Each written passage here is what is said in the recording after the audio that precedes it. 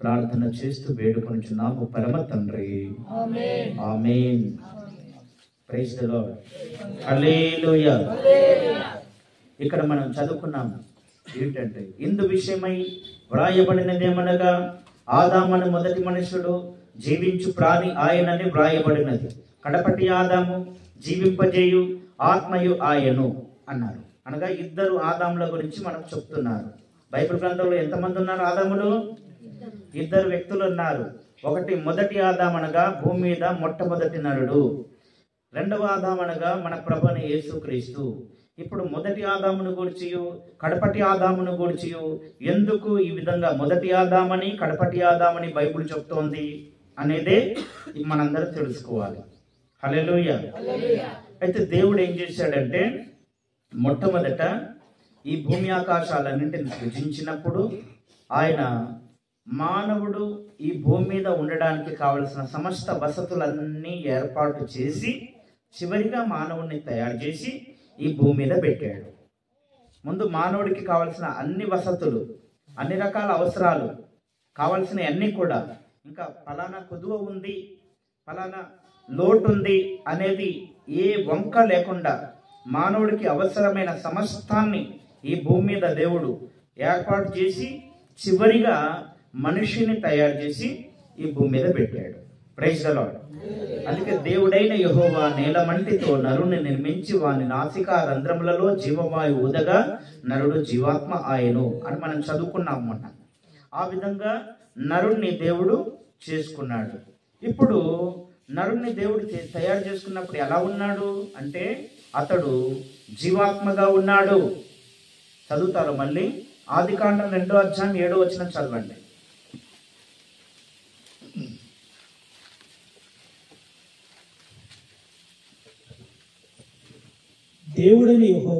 దేవుడైన యెహోవా నేలమంటితో నరుని నిర్మించి వాని నాసికారంధ్రములలో జీవవాయువును ఊదగా నరుడు జీవాత్మ ఆయను. నరుడు ఏమయ్యాడట? నరుడు జీవాత్మగా అయ్యాడు. ఎందుకనగా మన దేవుడు యేసుప్రభు ఈ లోకంలో ఉన్నప్పుడు చెప్పాడు, దేవుడు ఆత్మ అన్నాడు. దేవుడు ఏమైనారు? దేవుడు ఆత్మస్వరూపి అయిన దేవుడు. అయితే మానవుణ్ణి కూడా ఆ దేవుళ్ళలో వచ్చినటువంటి ఆ జీవాత్మను మానవుల్లో పెట్టాడు. నేలమంటితో నరుణ్ణి నిర్మించాడు. అంటే ఈ మట్టితో ఒక బొమ్మను తయారు చేశాడు ముందు దేవుడు. తర్వాత అతనిలో దేవుడు తనలో నుండి ఊదిన ఆత్మను ఇక్కడ పెట్టాడు మనిషిలో. Praise the lord.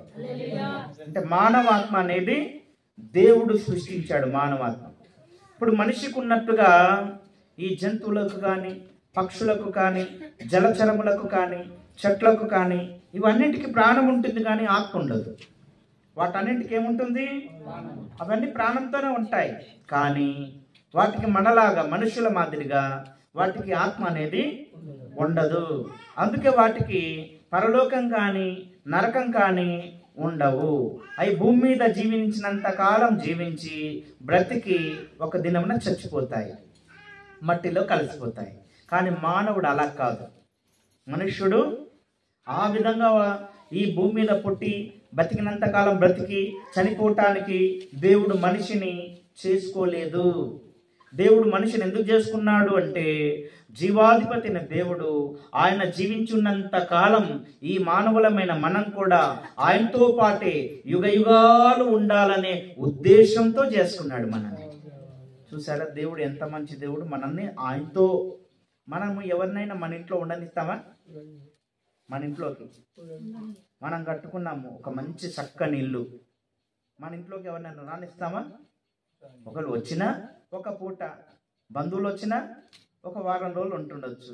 అంతకంటే ఎక్కువ ఉంటే ఇంకా సనువులు మొదలవుతాయి, ఎప్పుడు పోతారో ఏంటో అని కదా. కానీ మన దేవుడు అలా కాదు. ఆయన ఉన్నటువంటి ఆ పరలోకంలో, ఆ నిత్యత్వంలో, ఆ నిత్య స్వాస్థ్యంలో ఆయనకున్న సమస్తం మీద మనకు హక్కునిచ్చి, అధికారాన్ని ఇచ్చి, అన్నీ ఇచ్చి, ఆయనకున్న అన్నింటి మీద మనకు స్వాస్థ్యాన్ని, మనకు అధికారం ఇచ్చి, హక్కునిచ్చి మనల్ని తనతో పాటు యుగ యుగాలు పెట్టుకోవాలనుకుంటున్నాడు. అందుకే మానవుణ్ణి దేవుడు ఇష్టపడి తయారు చేసుకున్నాడు. Praise the lord. మనిషిని దేవుడు ఎంతగానో ఇష్టపడి రూపించుకొని తయారు చేసుకున్నాడు, మనల్ని ఆ విధంగా నిర్మించుకున్నాడు. అందుకే దేవుడైన యెహోవా నేల మట్టితో నరుణ్ణి నిర్మించెను. ఆకాశ పక్షులను చేసినప్పుడు నిర్మాణం జరగలేదు, అవి కలుగునుగా కంటే కలిగినాయి. చెట్లన్నీ మొలుచునుగా కంటే మొలిచినాయి. నీళ్లలో ఉండే చేపలు కలుగునుగా కంటే కలిగినాయి. భూమి మీద ప్రాకే పురుగులు కానీ, పశువులు కానీ, జంతువులు కానీ అన్నింటిని దేవుడు కలగజేశాడు ఆయన నోటి మాటల చేత. అన్నీ కూడా ఆయన నోటిలోండి వచ్చిన వాక్కుల చేత అవన్నీ సృష్టించబడ్డాయి. ప్రపంచములు మొత్తం దేవుని వాక్యం చేత నిర్మాణమైంది. Praise the lord. ప్రపంచమంతా కూడా ఎలా సృష్టించబడింది? వాక్యంలో అలా రాయబడి ఉంది. చూడండి, హెబ్రీ పత్రిక 11వ అధ్యాయము 2వ వచనం చదవండి.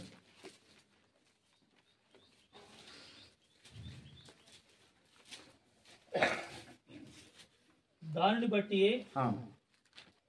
బట్టి పెద్దలు సాక్ష్యం పొందిరి, ప్రపంచములు దేవుని వాక్యం వలన నిర్మాణమైనవనియు అందును బట్టి దృశ్యమైనవి కనబడడు పదార్థముల చేత నియమింపబడలేదని విశ్వాసం చేత గ్రహించుకొనుచున్నాము. మనం విశ్వాసంతో గ్రహించాల్సిన విషయం ఏంటంటే, దేవుని బిడ్డలమైన మనము ప్రపంచములు అనగా ఈ ప్రపంచములన్నీ కూడా కేవలము దేవుడు తన మాటల చేత అంటే తన వాక్కుల చేత నిర్మించాడట. Praise the lord. అవి ఇప్పుడు మనిషి ఏదైనా ఒక వస్తువు తయారు చేశాడు అనుకో, దానికంటే ముందు ఒక పదార్థం తీసుకుంటాడు. ఇప్పుడు ఈ యొక్క బల్ల తయారు చేశాను. ఎలా చేశాను అంటే, ముందు ఒక చెక్క తీసుకొని, ఆ చెక్క ఎక్కడి నుంచి వచ్చింది? ఒక చెట్టులో ఉండి వచ్చింది. ఆ చెట్టును నరికి ఆ పదార్థం చేత ఈ బల్ల నిర్మించాం. మనము ఇదివరకు ఏదైనా ఒక పదార్థం ఉంటే మరొక పదార్థాన్ని తయారు చేయగలుగుతాం. కానీ దేవుడు అలా కాదు. అసలు ఈ యొక్క ఏ పదార్థము లేకుండానే ఈ ప్రపంచములన్నింటినీ కూడా దేవుడు తన నోటి మాటల చేత సృష్టించేశాడు. అంత గొప్ప శక్తిమంతుడు మన దేవుడు. మనం నమ్మిన దేవుడు సామాన్యుడు కాదు. ఆయన మన ఊహలకు అందనటువంటి గొప్పవాడు. మనం మన జ్ఞానం చేత ఆయన ఎలాంటోడో అని ఆలోచన చెయ్యలేనటువంటి వాడు. మనం ఆలోచన చేసిన మన ఆలోచనకు అసలు అందడు, ఆయన దొరకడు మనకి. అంత మహోన్నతుడైన దేవుడు, అంతటి శక్తిమంతుడైన దేవుడు, అంతటి మహాత్మ్యము కలిగిన దేవుడు. ఆ దేవుడు అల్పులము బలహీనమైన మనలను తయారు చేసి తనతో పాటు యుగ యుగాలు తన మహిమలో, తన నిత్యత్వంలో, తన స్వాస్థ్యాన్ని మనకిచ్చి ఆయనతో పాటు యుగ యుగాలు ఉండడానికి మనం తయారు చేసుకున్నాడంట. Praise the lord. అయితే మనల్ని తయారు చేసేటప్పుడు ఎలా చేశాడు అంటే, అన్నింటిని చేసినట్లుగా నోటి మాటలతో చేయలేదు. దేవుడే స్వయంగా నేల మంటితో నరుణ్ణి నిర్మించి వారి నాసికా రంధ్రములలో జీవవాయు ఊది నరుడిని జీవాత్మగా చేశాడు. ఇప్పుడు నరుడు ఏమై ఉన్నాడు? మొదటి మానవుడు నరుడు జీవాత్మగా ఉన్నాడు. అన్నీ కూడా జీవించే ప్రాణులు. ఇవన్నీ జీవించే ప్రాణులు. మనం జీవించే ఆత్మలుగా ఉండాలని దేవుడు సృజించాడు. Praise the lord. అలా సృజించబడినటువంటి మానవుడు ఇప్పుడు దేవుడిచ్చిన ఆజ్ఞను అతిక్రమించి పాపం చేయటం ద్వారా అతడు ఏమైపోయాడంటే ఆ జీవాన్ని కోల్పోయాడు. ఆ జీవాన్ని ఎప్పుడైతే నష్టపోయాడో పాపం చేసి, ఇప్పుడు మిగతా ప్రాణులలాగా, పక్షుల్లాగా, పశువుల్లాగా, జంతువుల్లాగా తయారైపోయాడు. అందుకే మనం చదువుతున్నాం అక్కడ, ఆదామును మొదటి మనుషుడు జీవించు ప్రాణి ఆయనని వ్రాయబడి ఉన్నది. అంటే ఆదాము అని మొదటి మనుషుని దేవుడు జీవించే ప్రాణిగా చెయ్యలేదు. దేవుడు ఆ మనిషిని జీవించు ఆత్మగా చేశాడు. ఎలా చేశాడు? జీవించు ఆత్మగా ఉండాల్సిన మానవుడు పాపం చేసి దేవుని ఆజ్ఞ అతిక్రమించి అవిధేయత చూపుట ద్వారా ఇప్పుడు జీవాన్ని కోల్పోయాడు. ఆత్మ యొక్క జీవాన్ని కోల్పోయాడు. ఆ కోల్పోయడాన్ని బట్టి, ఆ నష్టపోవడాన్ని బట్టి ఇప్పుడు ఏమైపోయాడు? మనిషి కేవలం శరీరం కలిగిన, ఒక ప్రాణంతో ఉన్నటువంటి శరీరం కలిగిన వ్యక్తిగా ఉన్నాడు. అనగా మిగతా ప్రాణులు ఎలాగైతే బ్రతుకుతున్నాయో అలాగే మానవుడు కూడా అలా బ్రతికినన్నాళ్ళు బ్రతికి చచ్చిపోయే స్థితిలో ఉన్నాడు అన్నమాట. అయితే మరి అతనిలో ఉన్న ఆత్మ ఎక్కడికి వెళ్ళాలి?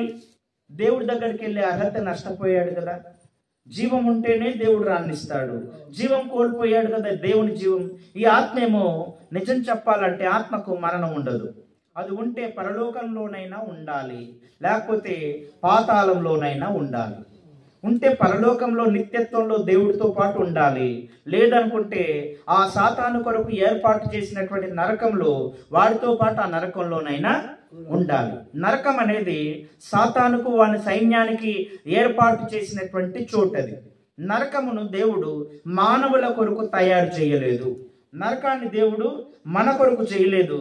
కానీ ఆ సాతాను వాని కొరకు చేయబడిన నరకంలోనికి ఈ మానవులు దేవుడు ఇష్టపడి, దేవుడు ఎంతగానో ప్రేమించి చేసుకున్నటువంటి మానవులను తనతో పాటు ఈడ్చుకెళ్ళి ఆ నరకానికి తీసుకెళ్లాలనే ఉద్దేశంతో మనందరినీ మోసగించి దేవునికి వ్యతిరేకమైన పాపాలు మన జీవితాల్లో ప్రవేశపెట్టి మనల్ని దేవునికి దూరం చేసి మనలోని ఆత్మ సంబంధమైన జీవాన్ని నష్టం చేసి ఇప్పుడు మనలను తనలో కలుపుకొని తనకు బానిసలుగా చేసుకొని మనందరినీ అలా ఈడ్చుకుంటూ నిత్య నాశనమైన నరకానికి లాక్కెళ్ళిపోతున్నాడు. మనం ఇప్పుడు ఎక్కడికి వెళ్ళిపోతున్నాం? మానవులం అంటే నరకం వైపు ప్రయాణిస్తున్నాము. ఈ విధంగా దేవుడు తాను సృష్టించుకున్న మానవుడు, తాను ఇష్టపడి చేసుకున్న మానవుడు సాతాను మాయలో పడి మోసగించబడి పాపం చేసి ఆత్మలో జీవం కోల్పోయి దేవునికి దూరం అయిపోయి సాతానుకు బానిసగా మారిపోయి వాని చేత ఈడవబడి ఆ నరకంకి లాక్కు వెళ్ళబడుతున్న మానవులను దేవుడు ఎంతగానో ప్రేమిస్తున్నాడు.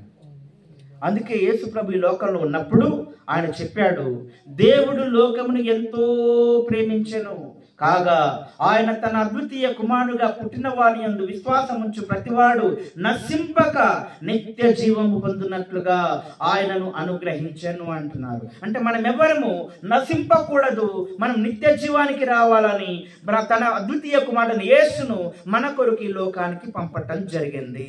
ఆ యేసు నందు ఎవరైతే విశ్వాసం ఉంచుతారో వారు నాశనానికి వెళ్లకుండా, వారు నరకానికి వెళ్లకుండా నిత్య జీవానికి వెళ్ళడానికి కావలసిన సమస్త ఏర్పాట్లను మన ప్రభువుని యేసు ఆయన పొందిన శిలువ మరణం ద్వారా మన పాప జీవితాన్ని తీసేసి మనకున్న శాపాన్ని తొలగించి మన జీవితాల్లో ఉన్న మరణాన్ని తొలగించి మనం కోల్పోయిన ఆత్మీయ జీవాన్ని తిరిగి మనకు ఇవ్వడానికి ఆయన వెల చెల్లించి మనందరినీ తన వైపు ఆకర్షించుకోవడానికి ఆ సువార్త సత్యాన్ని మనకి ఈ రోజు అందిస్తున్నాడు. ఆ సువార్తను ఎందరైతే విని ఆయన యందు విశ్వాసం ఉంచుతారో వారు నశింపక నిత్య జీవానికి పొందవలసినటువంటి ఆత్మ సంబంధమైన జీవాన్ని వారు పొందుకోగలుగుతారు.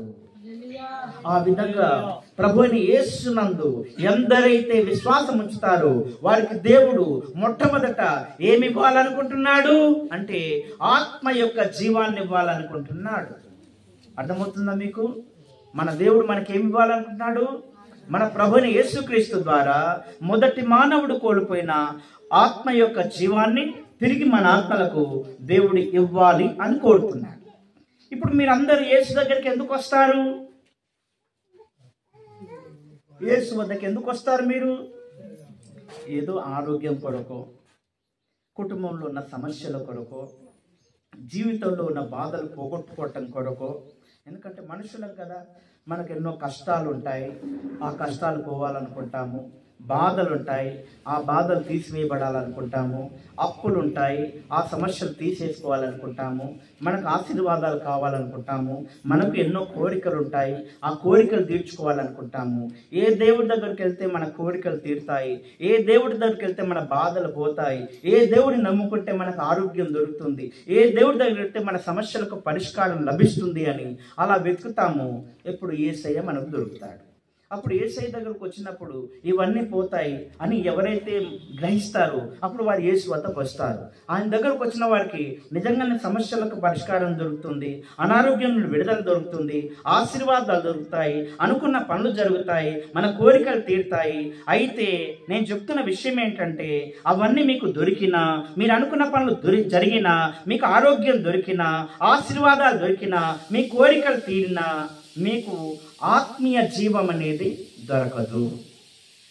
మనం ఆయన దగ్గరికి ఎందుకు రావాలంటే ఆయన ఈ లోకానికి ఎందుకు వచ్చాడు అంటే మనకు జీవాన్ని ఇవ్వడానికి వచ్చాడు. ఎందుకు వచ్చాడు? మనం చదివాం కదా, మొదట మూల వచనం ఏం చదివాం? ఆదామను మొదటి మనుషుడు, జీవించు ప్రాణి ఆయనని వ్రాయబడి ఉన్నది. కడపటి ఆదాము, జీవింపజేయు ఆత్మయు ఆయను అని చదివాము. అంటే ఇద్దరు ఆదాములు. మొదటి ఆదాము జీవించే ప్రాణిగా మారిపోయాడు. ఆ ప్రాణికి పుట్టిన ప్రాణులం మనమయ్యాం. ఇప్పుడు మనలో ఆత్మ ఉంది కానీ దాంట్లో జీవం లేదు. జీవం లేకపోతే ఆ జీవం లేని ఆత్మ పరలోకానికి, నిత్యత్వానికి, దేవుడి దగ్గరికి వెళ్ళడానికి అర్హత లేదు. అందుకని మనం నరకానికి వెళ్ళడం ఆ దేవుడికి ఇష్టం లేదు. అందుకే మన ప్రభు అయిన యేసు అనేటువంటి ఆయన అద్వితీయ కుమారుడైన యేసును మన కొరకు ఈ లోకానికి పంపించాడు. ఆయన ఈ భూమి మీద కడపటి ఆదాముగా జన్మించాడు, మనుష్య కుమారుడుగా జన్మించాడు. ఆయన ఎందుకు మానవుడిగా ఈ లోకంలోకి వచ్చాడు అంటే, ఆయన నిజమైన మానవుడిగా ఈ లోకంలో పుట్టి ఆయన జీవించి మన కొరకు వెల చెల్లించి మనందరం కోల్పోయిన ఆ జీవాన్ని తిరిగి మనకి ఇవ్వడానికి ఆయన రావటం జరిగింది. Praise the lord. ఇప్పుడు ఆయన జీవం ఇవ్వడానికి మన దగ్గరికి వచ్చినప్పుడు మనం ఆయన దగ్గరికి ఎందుకు రావాలి? మీరు చెప్పండి, ఎందుకు రావాలి ఆయన దగ్గరికి? మనం కూడా ఆయన దగ్గరికి, ఆయన జీవం ఇవ్వడానికి వచ్చాడు. ఇప్పుడు మనం కూడా నాకు ఆ జీవం కావాలి ప్రభువా అని రావాలి. Praise the lord. మనకేం కావాలి? మన ఆత్మకు జీవం కావాలి. అర్థమవుతుందా? ఇప్పుడు నాకు ఆ శరీరంలో ఆరోగ్యం లేదు, శారీరకంగా నాకు అనారోగ్యం వచ్చింది. నేను అనారోగ్యంతో ఒకవేళ చనిపోయినా కూడా నేను యేసు వద్దకు వచ్చి అదివరకే ఆత్మలో జీవం పొందాను కాబట్టి ఈ శరీరంలో అనారోగ్యంతో నేను చనిపోయినా కూడా నేను ఎక్కడికి వెళ్తానో తెలుసా? ఈ శరీరంలో ప్రాణం పోయినా కూడా ఆత్మలో జీవం ఉంది కాబట్టి నేను దేవుడి దగ్గరికి వెళ్తాను. Praise the lord. మరి జీవం లేదనుకో, అప్పుడు నేను ఎక్కడికి వెళ్తాను?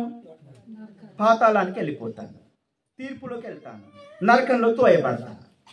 అందుకే మనం ఎవరము నరకానికి పాత్రలం కాకుండా, తీర్పు పాలు కాకుండా, పాతాళంలోకి వెళ్లకుండా మన ప్రభువైన యేసుక్రీస్తు ద్వారా దేవుని యొద్దకు వెళ్ళే ఒక ద్వారం, ఒక మార్గం మన కొరకు తెరవబడింది. Praise the lord. అందుకే మనందరము ప్రభువైన యేసుక్రీస్తు ద్వారా ఆయన ఇచ్చే జీవాన్ని మనం పొంది నిత్య జీవానికి వారసులం కావాలి. Praise the lord. ఇక్కడ మనం వాక్యం ఇక్కడ రాసి పెట్టాము. ఏమన్నారు? క్రీస్తు యేసు మరణమును నిరర్ధకము చేసి జీవమును అక్షయతను సువార్త వలన వెలుగులోనికి తెచ్చను అని చదువుతాను. ఏం చేశాడు ఆయన? క్రీస్తు యేసు మరణమును నిరర్ధకం చేసేసాడు. చనిపోయిన మన ఆత్మకు మరణం పట్టింది. ఆ మరణమును నిరర్ధకం చేసి ఇప్పుడు మన ఆత్మకు జీవాన్ని ఇచ్చాడు. మనకు అక్షయమైన లోకాన్ని ఇస్తున్నాడు. అర్థమవుతుందా? క్షయమైపోయే జీవితం కాదు ఇది. అక్షయతను మన జీవితాల్లోకి మనకు సువార్త ద్వారా వెలుగులోకి తెచ్చి మనందరికీ మన ఆత్మలకు జీవాన్నిచ్చి మనని అక్షయతలోనికి నడిపిస్తున్నాడు. అక్షయత అంటే ఇంకా ఎన్నడూ నశించనిది. క్షయమైపోయేదంటే నశించిపోయేది. మనం క్షయమైపోయే శరీరంలో ఉన్నాము. మన దేవుడు అక్షయమైన ఆత్మను మనకిచ్చి, ఆత్మీయ జీవితాన్ని ఇచ్చి మన నిత్య జీవానికి చేర్చుకోవాలని కోరుతున్నాడు. Praise the lord. అయితే జనాలు ఆయన దగ్గరికి ఎందుకు వస్తారు అంటే ఎన్నెన్నో విషయాలు పొందుకోవడానికి వస్తారు, కానీ జీవం పొందుకోవడానికి మాత్రం రాదు. ఏం పొందుకోవడానికి రాడు? యేసు ప్రభువే చెప్పాడు. ఆయన ఈ లోకంలో ఉన్నప్పుడు చాలా మంది ఆయన దగ్గరికి వచ్చారు, కానీ వాళ్ళ గురించి ఆయన ఏమన్నాడు చూడండి. యోహాను సువార్త 5వ అధ్యాయము 40వ వచనం చదువుదాం.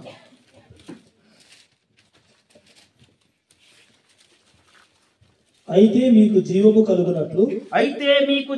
కలుగునట్లు మీరు నా యొద్దకు రానొల్లరు అంటున్నారు. ఎందుకు వస్తున్నారు మరి? జీవం పొందుకున్నట్లుగా మీరు నా దగ్గరికి రావటం లేదు. ఎందుకు వస్తున్నారట? ఆయన ఎక్కడికి వెళ్ళినా కూడా, ఏ ఊర్లోకి వెళ్ళినా గుంపులుగా వస్తున్నారు. ఏ పట్టణంలోకి వెళ్ళినా గుంపులుగా తండోపతండములుగా జనాలు వచ్చేస్తున్నారు.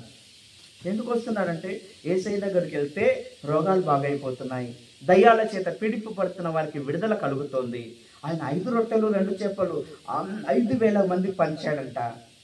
ఆయన దగ్గరికి వెళ్తే స్వస్థతలు దొరుకుతున్నాయి, ఆరోగ్యం దొరుకుతుంది, అద్భుతాలు జరుగుతున్నాయి, సూచక్రియలు జరుగుతున్నాయి, మహత్యాలు జరుగుతున్నాయి, గొప్ప కార్యాలు జరుగుతున్నాయి, ఆశీర్వాదాలు దొరుకుతున్నాయి అని వాటి కొరకు జనాలు గుంపులు గుంపులుగా వస్తున్నారు. వాళ్ళందరినీ చూసి ప్రభు అంటున్నాడు, మీరు జీవం పొందినట్లుగా నా యొద్దకు రానున్నారు.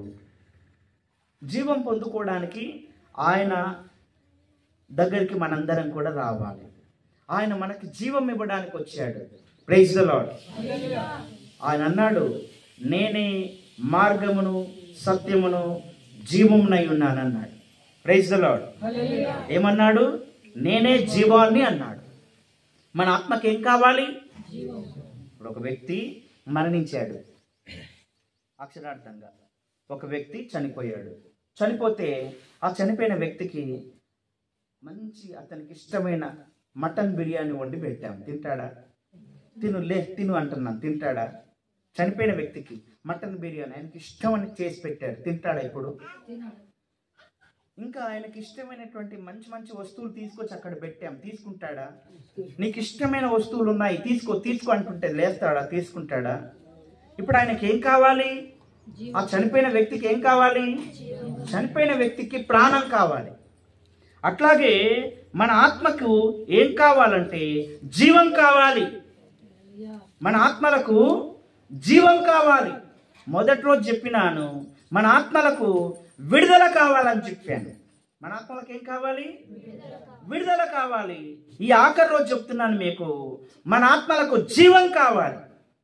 మీరందరూ కూడా ఆత్మ యొక్క జీవాన్ని పొందాలి. అప్పుడు మీకు జీవాధిపతి అయిన దేవుడితో సంబంధం ఏర్పడుతుంది. చచ్చిన వాళ్ళతో మనం సహవాసం చేస్తామా? చనిపోయిన వ్యక్తి నాకు ఇష్టమైన వ్యక్తి, నా సొంత వ్యక్తి, నా రక్త సంబంధి అయినా కూడా చనిపోయిన వ్యక్తిని ఏం చేస్తాను? ఏడుస్తాను, బాధపడతాను, వేదన పడతాను, దుఃఖపడతాను. కానీ నా ఇంట్లోనే ఉండనిస్తానా? ఏం చేస్తాం? తీసుకెళ్ళి సమాధి కార్యక్రమం జరిగించేస్తాం. అక్కడే ఉండిపోతానా? నా భార్య నా సొంత వాళ్ళు నా వాళ్ళు అని చెప్పేసి అక్కడే ఉంటామా? నా కన్న తండ్రి కావచ్చు, నా అన్న కావచ్చు, నా తమ్ముడు కావచ్చు చనిపోయాడు అని అక్కడ ఉంటానా? నేను ఏం చేస్తాను? వచ్చేస్తాను కదా. నా ఇంట్లో నేను ఉంటాను. ఆ వ్యక్తిని చనిపోయాడు కాబట్టి ఆ వ్యక్తిని నా ఇంట్లో పెట్టుకోవట్లేదు, ఆ వ్యక్తితో నేను వెళ్ళట్లేదు. వెళ్తున్నానా? వెళ్ళట్లేదు. అలాగే మనందరి యొక్క ఆత్మలకు జీవం లేకపోతే మనల్ని పరలోకానికి రానివ్వరు. చనిపోయిన ఒక వ్యక్తిని మన ఇంట్లో ఎలాగైతే పెట్టుకోవట్లేదు, అలాగే చచ్చిపోయిన ఆత్మను పరలోకము అంగీకరించదు. ఆ చనిపోయిన ఆత్మలకు, చనిపోయిన వ్యక్తిని మనం సమాధి తోటకు తీసుకెళ్లి ఎలాగైతే సమాధి చేస్తామో, చచ్చిన ఆత్మలు కలిగిన, ఆత్మలో జీవం కోల్పోయిన ఆత్మలను నిత్య నాశనం అనే నరకంలో తోసేస్తారు. అందుకే మీరెవరు కూడా నరకంలోకి వెళ్లకుండా ఉండాలంటే, నిత్య జీవంలో దేవుడితో పాటు యుగయుగాలు జీవించాలని కోరుకుంటున్నట్టయితే మీరందరూ కూడా ఆత్మలో జీవాన్ని పొందాలి. ఆత్మ యొక్క జీవాన్ని పొందాలి. అది ఎక్కడ దొరుకుతుంది? యేసు వద్దనే దొరుకుతుంది. ఎక్కడ దొరకదు. ఈ లోకంలో మనకి ఎక్కడ దొరకదు, ఎవ్వరి వద్ద దొరకదు. ఏ మనిషి దానిని మనకి ఇవ్వలేడు. జీవాధిపతి అయిన దేవుడు మాత్రమే మనకు ఆ జీవాన్ని ఇవ్వగలడు. Praise the lord. ఇప్పుడు ఆయన తన జీవాన్ని మనకు ఎలా ఇవ్వకూడా, ఏ విధంగా ఇవ్వాలనుకున్నాడు చూడండి. వాక్యముల నుండి ఎఫెసీ పత్రిక 2వ అధ్యాయం 5వ వచనం నుండి చదవండి.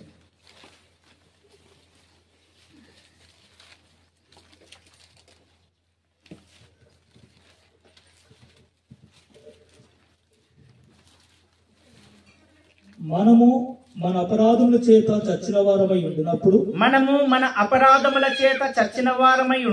సైతం మన ఎడల చూపిన తన మహాప్రేమ చేత మనల్ని క్రీస్తుతో పాటు ఏం చేశాడంట? మనలను క్రీస్తుతో పాటు బ్రతికించండి అంటున్నారు అక్కడ. ఎవరితో పాటు బ్రతికించాడు దేవుడు మనల్ని? ఇప్పుడు యేసుక్రీస్తు చనిపోయాడు, సమాధి చేయబడ్డాడు, 3వ దినాన తిరిగి లేచాడు. నమ్ముతున్నారా మీరందరూ? అందరు నమ్ముతున్నారా? యేసు ప్రభు సిలువ వేయబడ్డాడు, చనిపోయాడు, సమాధి చేశారు ఆయనను. ఆయన 3వ దినాన ఏమయ్యాడు? తిరిగి లేచాడు. ఇప్పుడు ఆయన అలా ఎందుకు చేశాడంటారు? ఆయన చనిపోవడం ఎందుకు? సమాధి చేయబడ్డం ఎందుకు? 3వ దినాన తిరిగి లేపబడటం ఎందుకు? అలా ఎందుకు చేశాడు? ఆ విధంగా ఎందుకు చేశాడు ఆయన? ఆయన ఎందుకు చేశాడంటే సాతాను మనందరినీ పాపంలోతోనూ లోకంతోనూ అపరాధంతోనూ అన్నింటినీ బంధించి మనం చంపేసి మనలను సమాధిలోకి నెట్టేసినట్టుగా నెట్టేశాడు. మనందరినీ కూడా చచ్చిన వాళ్ళని ఏం చేస్తాము? చనిపోయిన వాళ్ళని సమాధి చేస్తామా? అలాగే మన ఆత్మలను సమాధిలోకి నెట్టి మూసిపెట్టేశాడు సాతాను. ఇక ఇది ఎన్నడూ తిరిగి లేవకూడదు అనుకుంటున్నాడు సాతాను. కానీ దేవుడు ఆయన కుమారుడు యేసుక్రీస్తు ద్వారా మనందరినీ ఆ సమాధిలోకి వెళ్ళిపోయిన ఆత్మలను తిరిగి బ్రతికించుట కొరకు యేసుక్రీస్తును ఆయనను సమాధిలోనికి పంపించాడు. Praise the lord. యేసుక్రీస్తు మన కొరకై ఆయన సిలువేయబడ్డాడు, చనిపోయాడు. ఆయన మరణించిన తర్వాత తీసుకెళ్ళి సమాధి చేశారు. ఆ సమాధి చేసినప్పుడు కొంతమంది శాస్త్రులు పరిసయ్యులు ఆ కాలంలో ఉండేవారు. వాళ్ళు ఆ యొక్క పిలాతు అనేటువంటి ఆ అధికారి దగ్గరకు వచ్చి, అయ్యా, ఆ వ్యక్తి బ్రతికున్నప్పుడు నేను 3వ దినాన తిరిగి లేస్తాను అని చెప్పాడు. ఒకవేళ ఆయన శిష్యులు ఆయన శవాన్ని తీసుకెళ్లి ఎక్కడైనా దాచిపెట్టి ఆయన తిరిగి లేచాడు అని చెప్తారేమో, ఆ ప్రచారం చేస్తారేమో. కాబట్టి ఆ సమాధికి భద్రత కావాలి. అంటే చనిపోయిన వ్యక్తి తిరిగి లేస్తాడేమో అనే భయంతో వీళ్ళేం చేస్తున్నారు? సమాధికి ఒక కాపలాదారులను పెట్టారు. కాపలాదారులను పెట్టడమే కాకుండా ఆ సమాధికి పెద్ద అడ్డుబండ వేశారు కదా, ఆ అడ్డుబండను ఎవరు తొలగించకుండా దానికి గొలుసులతో ఏం చేశారంటే బంధించేశారు. ఆ గొలుసులు వేసేసి దాన్ని కట్టుదిట్టం చేశారు. దానికి తాళం వేసి రోమన్ గవర్నమెంట్ వారి యొక్క సీల్ చేశారన్నమాట. ఇంకా అది ఎవరైనా ముట్టుకుంటే ప్రమాదంలో పడతారు. గవర్నమెంట్ సీల్ ఎవరైనా చెడిపేస్తే వాళ్ళు శిక్షార్హులు అవుతారు, వారికి మరణదండన విధించబడుతుంది. అందుకని దాన్ని ఎవరు ముట్టుకోవడానికి వీల్లేదని సీల్ చేశారు. సీల్ చేసి ఇప్పుడు ఏం చేశారంటే ఆ సైనికులను కొంతమందిని అక్కడ కాపలాదారులుగా పెట్టారు. అప్పుడు ఏం జరిగిందో తెలుసా? చూడండి వాక్యంలో నుండి. ఎఫెసీ పత్రిక 1వ అధ్యాయము 20వ వచనం నుండి చదువుతాము. ఆయన బలాత్యము చేత క్రీస్తును మృతులలో నుండి లేపి సమస్తమైన ఆధిపత్యము కంటేను అధికారం కంటేను శక్తి కంటేను ప్రభుత్వము కంటేను ఈ యుగమందు మాత్రమే గాక రాబో యుగమునందును పేరు పొందిన ప్రతి నామం కంటే ఆయనను ఎంతో హెచ్చించి పరలోకమందు తండ్రి కుడి పార్శ్వన కూర్చుండబెట్టుకున్నాడంట. ఎక్కడ కూర్చున్నాడు ఇప్పుడు యేసయ్య? ఎక్కడుండేవాడు? సమాధిలో ఉన్నవాడు ఇప్పుడు ఏ విధంగా బయటకు వచ్చాడంటే పరలోకం నుండి దేవుడు, తండ్రి అయిన దేవుడు ఒక బలాతిశయాన్ని పంపించాడు. ఒక బలాతిశయం అంటే ఇంకా దాని మీదల ఏ బలం సరిపోదనమాట. ఒక శక్తిని పంపించాడు. దాన్ని అపరిమితమైన మహాత్యపు శక్తి అంటున్నారు. ఆ శక్తిని దేవుడు మన జీవితాల్లో వినియోగించాలనుకుంటున్నాడు. ఆ శక్తి యొక్క ప్రభావము మన జీవితాల్లోకి దేవుడు పంపించాలనుకుంటున్నాడు.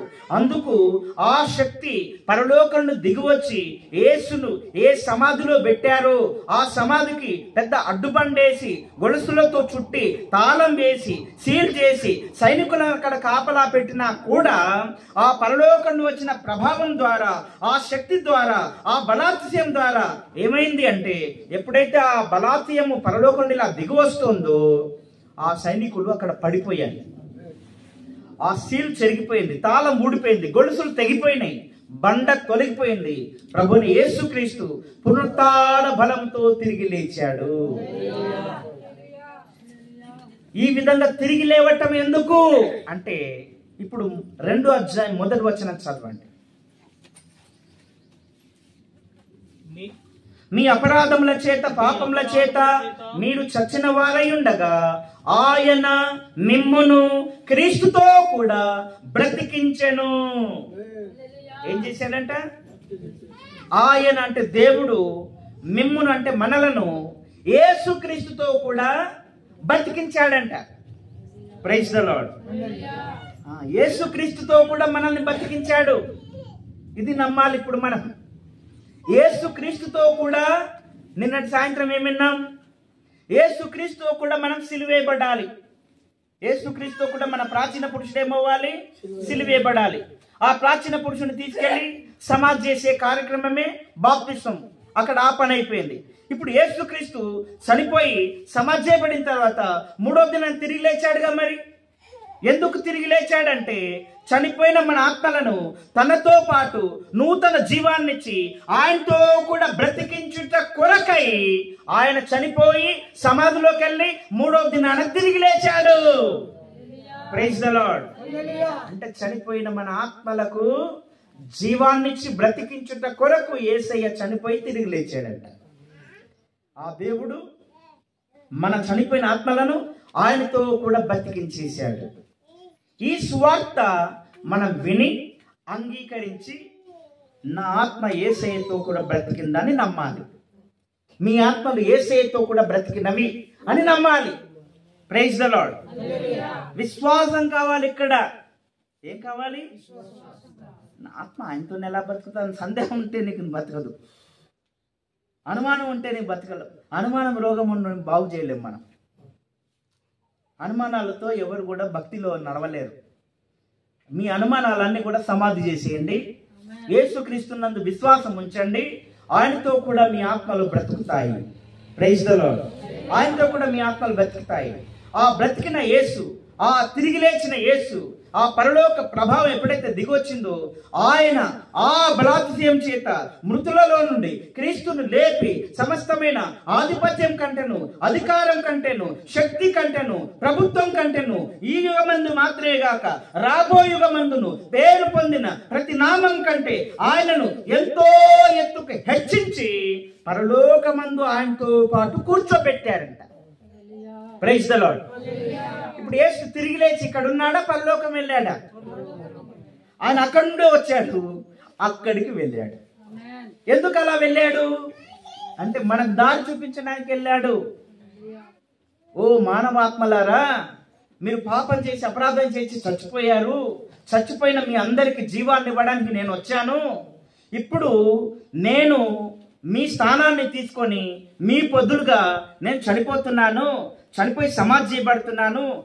నేను ఇప్పుడు 3వ దినాన తిరిగి లేవబోతున్నాను. నేను లేచేటప్పుడు మీ చచ్చిన ఆత్మలను కూడా నాతో కూడా బ్రతికించుకుంటాను. నేను బ్రతికి ఏ విధంగా పరలోకానికి వెళ్ళి తండ్రి కుడిపార్శ్వంలో కూర్చుంటాను, అలాగే మీ ఆత్మలను కూడా నాతో కూడా బ్రతికించడమే కాకుండా నాతో కూడా తీసుకుని వెళ్ళి నేను కూర్చున్న చోట మీ ఆత్మలను కూర్చోబెడతాను అని చెప్తున్నాడు.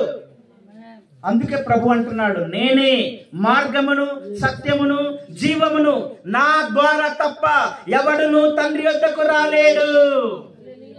అంటే ఆయన ద్వారానే మనందరం ఎక్కడికి వెళ్తున్నాము? ముందు మనం ఆత్మలో తండ్రి దగ్గరికి వెళ్ళాలి. Praise the lord. ఈ విధంగా బ్రతికిన ఆత్మ ఎక్కడుంటుంది? బ్రతికిన ఆత్మను మళ్ళీ ఇక్కడ పెట్టాడు మన ప్రభువు. బ్రతికిన ఆత్మను ఆయనతో పాటు తీసుకుని వెళ్ళి ఆయనతో పాటు పరలోకమందు కూర్చోబెడతాడు. చదవండి. ఎఫెసీ పత్రిక 2వ అధ్యాయము 5వ వచనం నుండి 7వ వచనం వరకు చదవండి. అయినను దేవుడు కరుణా సంపన్నుడై ఉండి మనము మన అపరాధముల చేత చచ్చిన వారము ఉండినప్పుడు సైతం మన ఎడల చూపిన తన మహా ప్రేమ చేత మనల్ని క్రీస్తుతో కూడా బ్రతికించెను. కృపచేతనే మీరు రక్షింపబడి ఉన్నారు. క్రీస్తు యేసునందు ఆయన మనకు చేసిన ఉపకారము ద్వారా అత్యధికమైన తన కృపా మహాదైశ్వర్యమును రాబో యుగముల్లో కనపరచు నిమిత్తము క్రీస్తు యేసునందు మనలను ఆయనతో కూడా లేపి పరలోకమందు ఆయనతో కూడా కూర్చుండబెట్టెను. ఏమంటున్నారు? క్రీస్తు యేసునందు మనలను ఆయనతో కూడా లేపి, ఆయనతో కూడా పరలోకమందు ఆయనతో కూడా కూర్చుండబెట్టారంట. కూర్చుండబెట్టెను అన్నారు కానీ కూర్చుండబెడతాడు అంటలేడు. ఏమంటున్నాడు? కూర్చుండబెట్టేశాను అంటున్నాడు, కూర్చుండబెట్టాను అంటున్నాడు. ఇప్పుడు మనం ఎక్కడున్నట్టు? ఆత్మలో యేసునందు విశ్వాసం ఉంచి ఆయన ఇచ్చిన రక్షణ పొందిన వారంతా కూడా ఆత్మలో వారందరూ క్రీస్తునే బ్రతికారు. ఆ బ్రతికిన యేసయ్యతో పాటు పరలోకానికి వెళ్ళి ఆయనతో పాటు పరలోకమందు ఆయన కూర్చున్న సింహాసనమునందు కూర్చున్నారు. మనందరం ఆత్మలో జీవం పొంది ఎక్కడున్నాం ఇప్పుడు? మన ఆత్మ పరలోకంలో ఉంటది. శారీరకంగా మనం ఇక్కడ ఉంటాం. అర్థమవుతుందా? మన ఆత్మ ఎక్కడుంది ఇప్పుడు? దానినే రక్షణ అంటారు. మన ఆత్మ జీవం పొంది ప్రభుతో పాటు సేఫ్టీగా ప్రభుతో పాటు పరలోకం వెళ్ళి అక్కడ కూర్చుంటుంది. హల్లెలూయా. ఇంకా అక్కడి నుంచి మనం మళ్ళీ పడిపోకూడదు. అక్కడి నుంచి పడిపోతే మళ్ళీ మనల్ని బతికించి తీసుకెళ్ళడానికి రెండవసారి యేసు ప్రభు రాడు. ఒక్కసారి వచ్చాడు, మన కొరకు వెల చెల్లించాడు, మన ఆత్మలను బ్రతికించాడు, ఆయనతో పాటు తీసుకెళ్లాడు, అక్కడ కూర్చోబెట్టుకున్నాడు. ఈ సత్యాన్ని ఎందరైతే వింటున్నారో, అంగీకరిస్తున్నారు, విశ్వసిస్తున్నారు, వారు చనిపోయిన ఆత్మలు ఆయనతో బ్రతుకుతున్నాయి, ఆయనతో పాటు వెళ్ళిపోతున్నాయి, ఆయనతో పాటు పరలోకమందు ఆయనలోనే ఉంటున్నాయి. హల్లెలూయా. ఆయన కూర్చున్న సింహాసనం మందు కూర్చుంటున్నాయి. ఇక వారి జీవితాల్లో ఈ లోకంలో శారీరకంగా ఉంటున్నారు.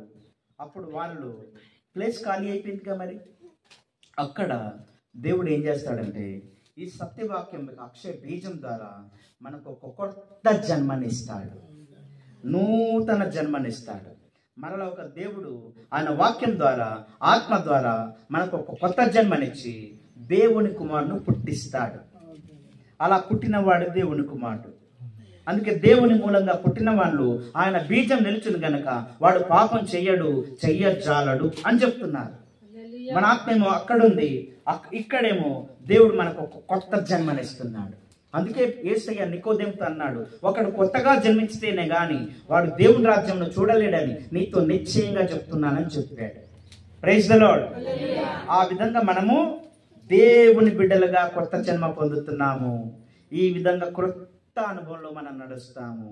మనం పరలోక సంబంధులుగా, వెలుగు సంబంధులుగా, దైవ సంబంధులుగా, దేవుని బిడ్డలుగా ఈ లోకంలో జీవించాలి. ఇది ఆత్మలో జీవం పొంది ఆ విధంగా మన ఆత్మను బ్రతికించుకొని ప్రభుతో పాటు మనం కూర్చొని ఈ లోకంలో మన యాత్ర కొనసాగించాలి. ఇలా జీవించేవారు వారు బ్రతికినంత కాలం ఎలా ఉంటారు, ఏం చేయాలి అని చూస్తే వాక్యంలో ఇలా రాయబడింది. కొలస్సై పత్రిక 3వ అధ్యాయం మొదటి నుంచి చదవండి.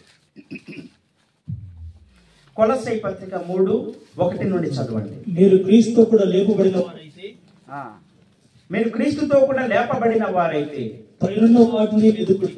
ఏం వెతకాలంట? పైనున్న వాటిని వెతుకుడి. అక్కడ క్రీస్తు దేవుని కుడిపార్శ్వమున కూర్చున్నాడు. అక్కడ క్రీస్తు దేవుని కుడిపార్శ్వమునందు కూర్చుని ఉన్నాడు. పైనున్న వాటి మీదనే గాని భూ సంబంధమైన వాటి మీద మనసు పెట్టుకొనకుడి. ఎలయనగా మీరు మృతి పొందితిరి. మీ జీవము క్రీస్తుతో కూడా దేవుని యందు దాచబడి ఉన్నది. ఎక్కడుంది? ఎక్కడ దాచబడి ఉంది? మీ జీవము క్రీస్తుతో కూడా దేవుని యందు దాచబడి ఉన్నది. మీ జీవం అంటే మీ ఆత్మ జీవము.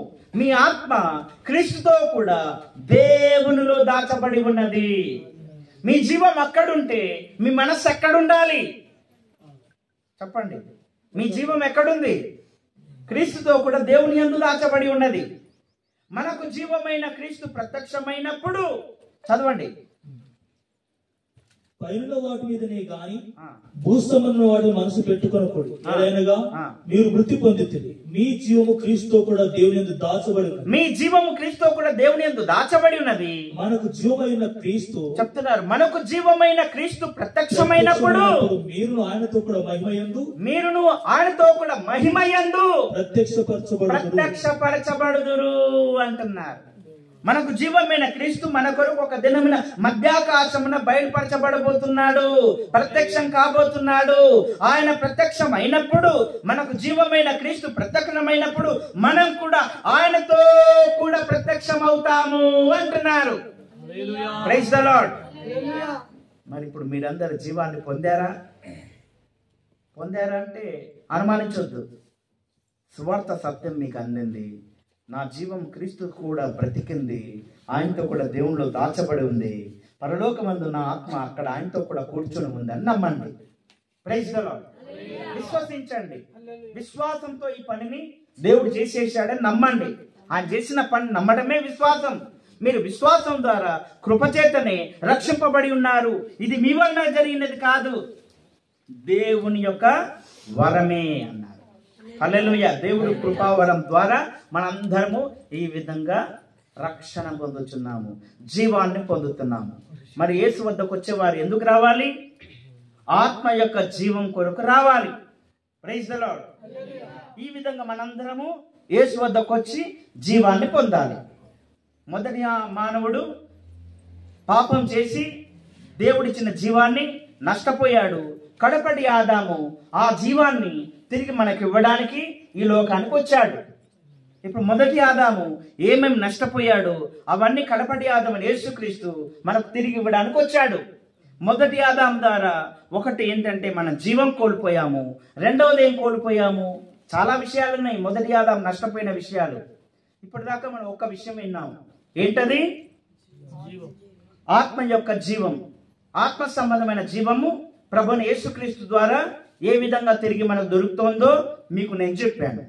ఇప్పుడు రెండోది ఏంటంటే, ఎప్పుడైతే ఆదాము జీవం కోల్పోయాడో మొదటి మానవుడు, అతడు దేవుడితో ఉన్న సహవాసాన్ని కోల్పోయాడు.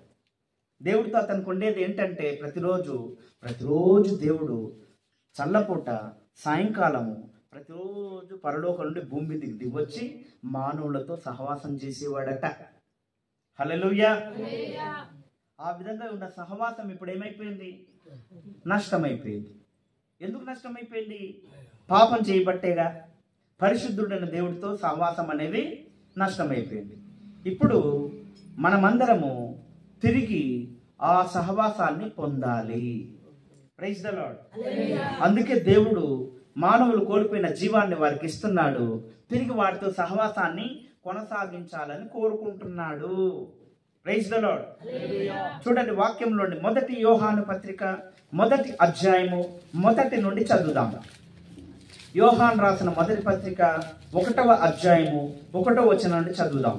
జీవవాక్యమును గూర్చినది, జీవవాక్యమును గూర్చినది ఆది నుండి ఏది ఉండెనో, మేమేది వింటిమో, కన్నులార ఏది చూచితుమో, ఏది నిదానించి కనుగొంటిమో, మా చేతులు దేనిని తాకి చూచెనో అది మీకు తెలియజేయుచున్నాము. ఆ జీవము ప్రత్యక్షమాయను, తండ్రితో ఉండి మాకు ప్రత్యక్షమైన ఆ నిత్య జీవమును మేము చూచి ఆ జీవమును గురించి సాక్ష్యం ఇచ్చుచు దానిని మీకు తెలియపరచుచున్నాము. ఆ జీవమును గురించి సాక్ష్యం ఇచ్చుచు దానిని మీకు తెలియజేయుచున్నాము. మాతో కూడా మీకును చెప్తున్నారు, మాతో కూడా మీకును సహవాసం కలుగునట్లు మేము చూచిన దానిని వినిన దానిని మీకును తెలియజేయుచున్నాము. మన సహవాసం అయితే తండ్రితో కూడాను కుమారుడైన క్రీస్తుతో కూడాను ఉన్నది అంటున్నారు. ఏముంది? మన సహవాసం అయితే తండ్రితోనూ ఆయన కుమారుడు యేసుక్రీస్తుతోనూ ఉన్నది. మాతో కూడా మీకును సహవాసం కలగవాలనని ఈ మాటలు మీకు చెప్తున్నామంటున్నారు. అంటే దేవుడు మనకి ఏమి ఇవ్వాలనుకుంటున్నాడు? ఆయనతో సహవాసం చేయించుకోవాలనుకుంటున్నాడు మనల్ని. Praise the lord.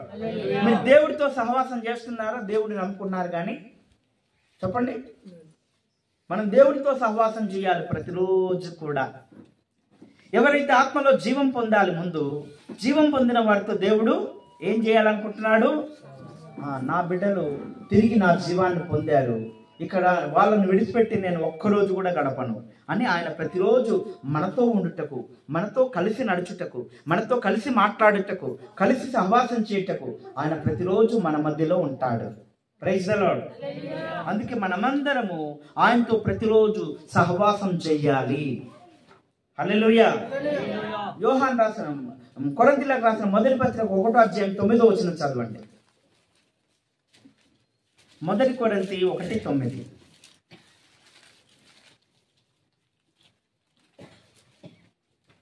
మన ప్రభు అయిన యేసుక్రీస్తు అను తన కుమారుని సహవాసమునకు మిమ్మల్ని పిలిచిన దేవుడు నమ్మదగిన వాడు. మనల్ని పిలిచిన దేవుడు నమ్మదగిన వాడు. ఎందుకు పిలిచాడో చెప్తున్నారు.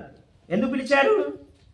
మన ప్రభుని యేసుక్రీస్తు అనే తన కుమారుడితో సహవాసం చేయడానికి మనల్ని పిలిచాడంటే దేవుడు. అంతే. యేసుతో ఎవరికైతే సంబంధం ఏర్పడుతుందో వారికి తండ్రి అయిన దేవుడితో సహవాసం ఏర్పడుతుంది. తండ్రి యొక్క కుమారుని యొక్క సన్నిధానం ఎవరైతే సహవాసం అనుభవిస్తున్నారో వారికి పరిశుద్ధాత్మ యొక్క సహవాసం ఏర్పడుతుంది. Praise the lord. మనం కుమారుతో సహవాసం చేస్తే తండ్రితో సంబంధం ఏర్పడుతుంది. తండ్రితో సహవాసం ఏర్పడితే పరిశుద్ధాత్మతో సహవాసం ఏర్పడుతుంది. అలా తండ్రి కుమార పరిశుద్ధాత్మలు అనుదినం ఎక్కడుంటారు? మనతోనే ఉంటారు, మనలోనే ఉంటారు, మనతో కలిసి సహవాసం చేస్తారు. Praise the lord. అందుకే మీరు ప్రతిరోజు ఎవరితో గడపాలి? దేవుడితో గడపాలి. సహవాసం చేయాలి దేవుడితో. చాలా మందికి సహవాసం లేదు. సహవాసం అంటే మనమే సహవాసం అనుకుంటారు. మనం సహవాసం చేయాలి. మనం స్నేహితులతో సహవాసం చేస్తాం. మనం ఎవరు ఎక్కువ నచ్చితే వాళ్ళతో ఎక్కువ గడుపుతాం. ఎవరు ఎక్కువ ఇష్టపడితే వాళ్ళతో ఎక్కువ మాట్లాడతాం. కానీ మీరు ఆత్మీయంగా జీవం పొందిన వారైతే ఆ దేవుడు మీతోనే ఉంటూ, మీతో గడుపుతూ, మీతో సహవాసం చేస్తూ మిమ్మల్ని నడిపించాలని కోరుకుంటాడు. Praise the lord. ఆయనతో మనందరము ప్రతిరోజు అలా సహవాసం చేస్తూ ఆయనతో గడపాలి. ఆయనతో గడపట కొరకు మనకు ఆయన జీవాన్ని ఇచ్చాడు. ఆయన మనందరినీ తన పిల్లలుగా పుట్టించుకున్నాడు. ఆయన పిల్లలైన మనందరం కూడా ఆయన పిల్లలమైతే ఆయన సత్యవాక్యంకి అక్షయ బీజం ద్వారా ఎవరైతే పుడుతున్నారో వారందరికీ ఆ పుట్టిన బిడ్డలను ఏ తల్లిదండ్రులు కూడా విడిచిపెట్టి ఉండలేరు. ఒక్క నిమిషం కూడా. మీకు పుట్టిన బిడ్డలను మీరు విడిచిపెట్టేసి మర్చిపోయి తిరుగుతారా ఎక్కడైనా? మీ పిల్లల్ని, మీ కన్న బిడ్డల్ని మీరు విడిచిపెట్టేసి మర్చిపోయి తిరుగుతారా? అస్సలు తిరగరు కదా. అలాగే మనందరము ఆయన అక్షయ బీజం ద్వారా పుట్టిన బిడ్డలమైతే మనల్ని విడిచిపెట్టి ఆయన ఏ రోజు కూడా ఉండడు. హల్లెలూయా. అనుదినం ఆయన మనతోనే ఉంటాడు. మనల్ని అంటి పెట్టుకొని ఉంటాడు. మనల్ని కనిపెట్టుకొని ఉంటాడు. మనతోనే ఉంటాడు. ఆ సహవాసం ఆయన మనకిస్తారు. Praise the lord. అందుకే మాతో కూడా మీకును ఈ సహవాసం కలగాలని ఈ మాటలు మీకు తెలియజేస్తున్నామని ఆనాటి బోధకులు బోధించారు.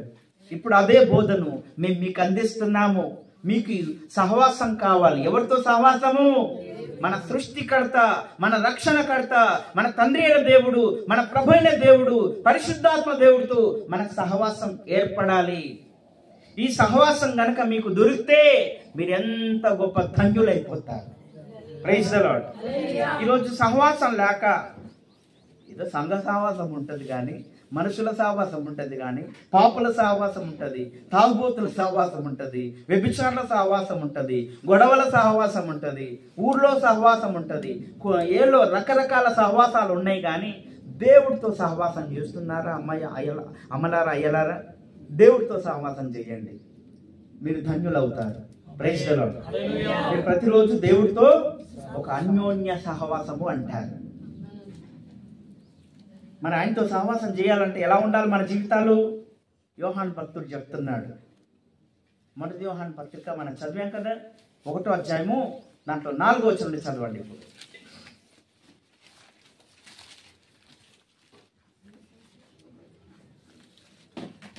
మన సంతోషం పరిపూర్ణమగుటకై మేము ఈ సంగతులు వ్రాయిచున్నాము. మాతో కూడా మీకు సహవాసం కలుగునట్లు మేము చూచిన దాన్ని విని దాన్ని మీకు ప్రకటన తెలియజేస్తున్నాము. మన సహవాసం అయితే తండ్రితో కూడాను ఆయన కుమారుడైన యేసుక్రీస్తుతో కూడాను ఉన్నది. మన సంతోషము పరిపూర్ణమవుటకై మేము ఈ సంగతులు వ్రాయిచున్నాము. మేము ఆయన వలన విన్న మీకు ప్రకటించు వర్తమానం ఏమనగా, మేము ఆయన వలన విని మీకు ప్రకటించు వర్తమానం ఏమనగా, దేవుడు వెలుగై ఉన్నాడు, దేవుడు వెలుగై ఉన్నాడు, ఆయన యందు చీకటి ఆయన యందు చీకటి ఎంత మాత్రము లేదు, ఆయనతో కూడా సహవాసము గలవారం, ఆయనతో కూడా సహవాసం గలవారమని చెప్పుకొనుచు చీకట్లో నడిచిన ఎడల చీకట్లో నడిచిన ఎడల మనం అబద్ధమాడుచు సత్యమును జరిగింపకుందుము.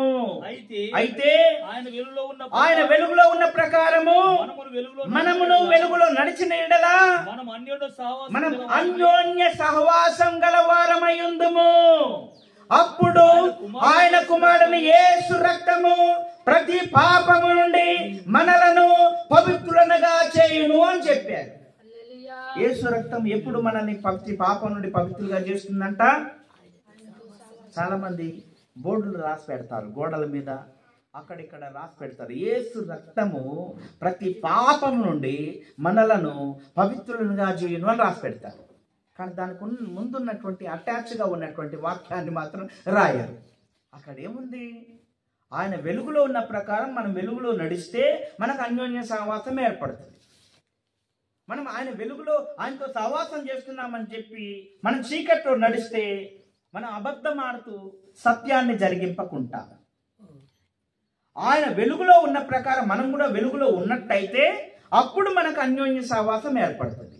అన్యోన్య సహవాసము అంటే తండ్రి అయిన దేవుడితోనూ, కుమారుడైన దేవుడితోనూ, పరిశుద్ధాత్మ దేవుడితోనే మానవులమైన మనము జీవం కలిగిన ఆత్మలో ఆయనతో సహవాసం చేస్తూ ఉంటాం. Praise the lord. ఇలా సహవాసం చేసేవారు ఇదే శరీరంలో ఉన్నారు గనక పొరపాటున ఏదో ఒక తప్పు జరుగుతుంది, ఏదో ఒక అపవిత్రత ఏర్పడుతుంది. మరి తప్పు జరిగింది, అపవిత్రత ఏర్పడింది, ఈ పాపము ఎలా పోతుంది? మనకు అన్యోన్య సహవాసం ఉన్న కారణం చేత యేసు రక్తము ప్రతి పాపం నుండి మనలను పవిత్రపరుస్తుంది. మనకు సహవాసం లేదనుకో, మనం చేసిన పాపాలు రోజుకి ఎన్నో అపవిత్రతలు వస్తాయి, ఈ శరీర బలహీనతలు ఎన్నో వస్తాయి. ఇవన్నీ అలాగే పెద్ద మూట తయారవుతుంది. మళ్ళీ మన నెత్తి మీద, మన తలపైన పెద్ద భారం ఏర్పడుతుంది. ప్రయాసపడి భారం వస్తున్న సమస్త జనులారా నా యుద్ధకు రండి. ప్రభు పిలిచాడు, మన భారాలను తొలగించాడు, చచ్చిన మన ఆత్మను బతికించాడు. బతికిన ఆత్మతో ప్రభు సహవాసం చేస్తున్నాడు. ఇప్పుడు మళ్ళీ మీరు ఆయన వెలుగులో ఉన్న ప్రకారం మీరు కూడా వెలుగులో నడిస్తే అన్యోన్య సహవాసం ఏర్పడుతుంది.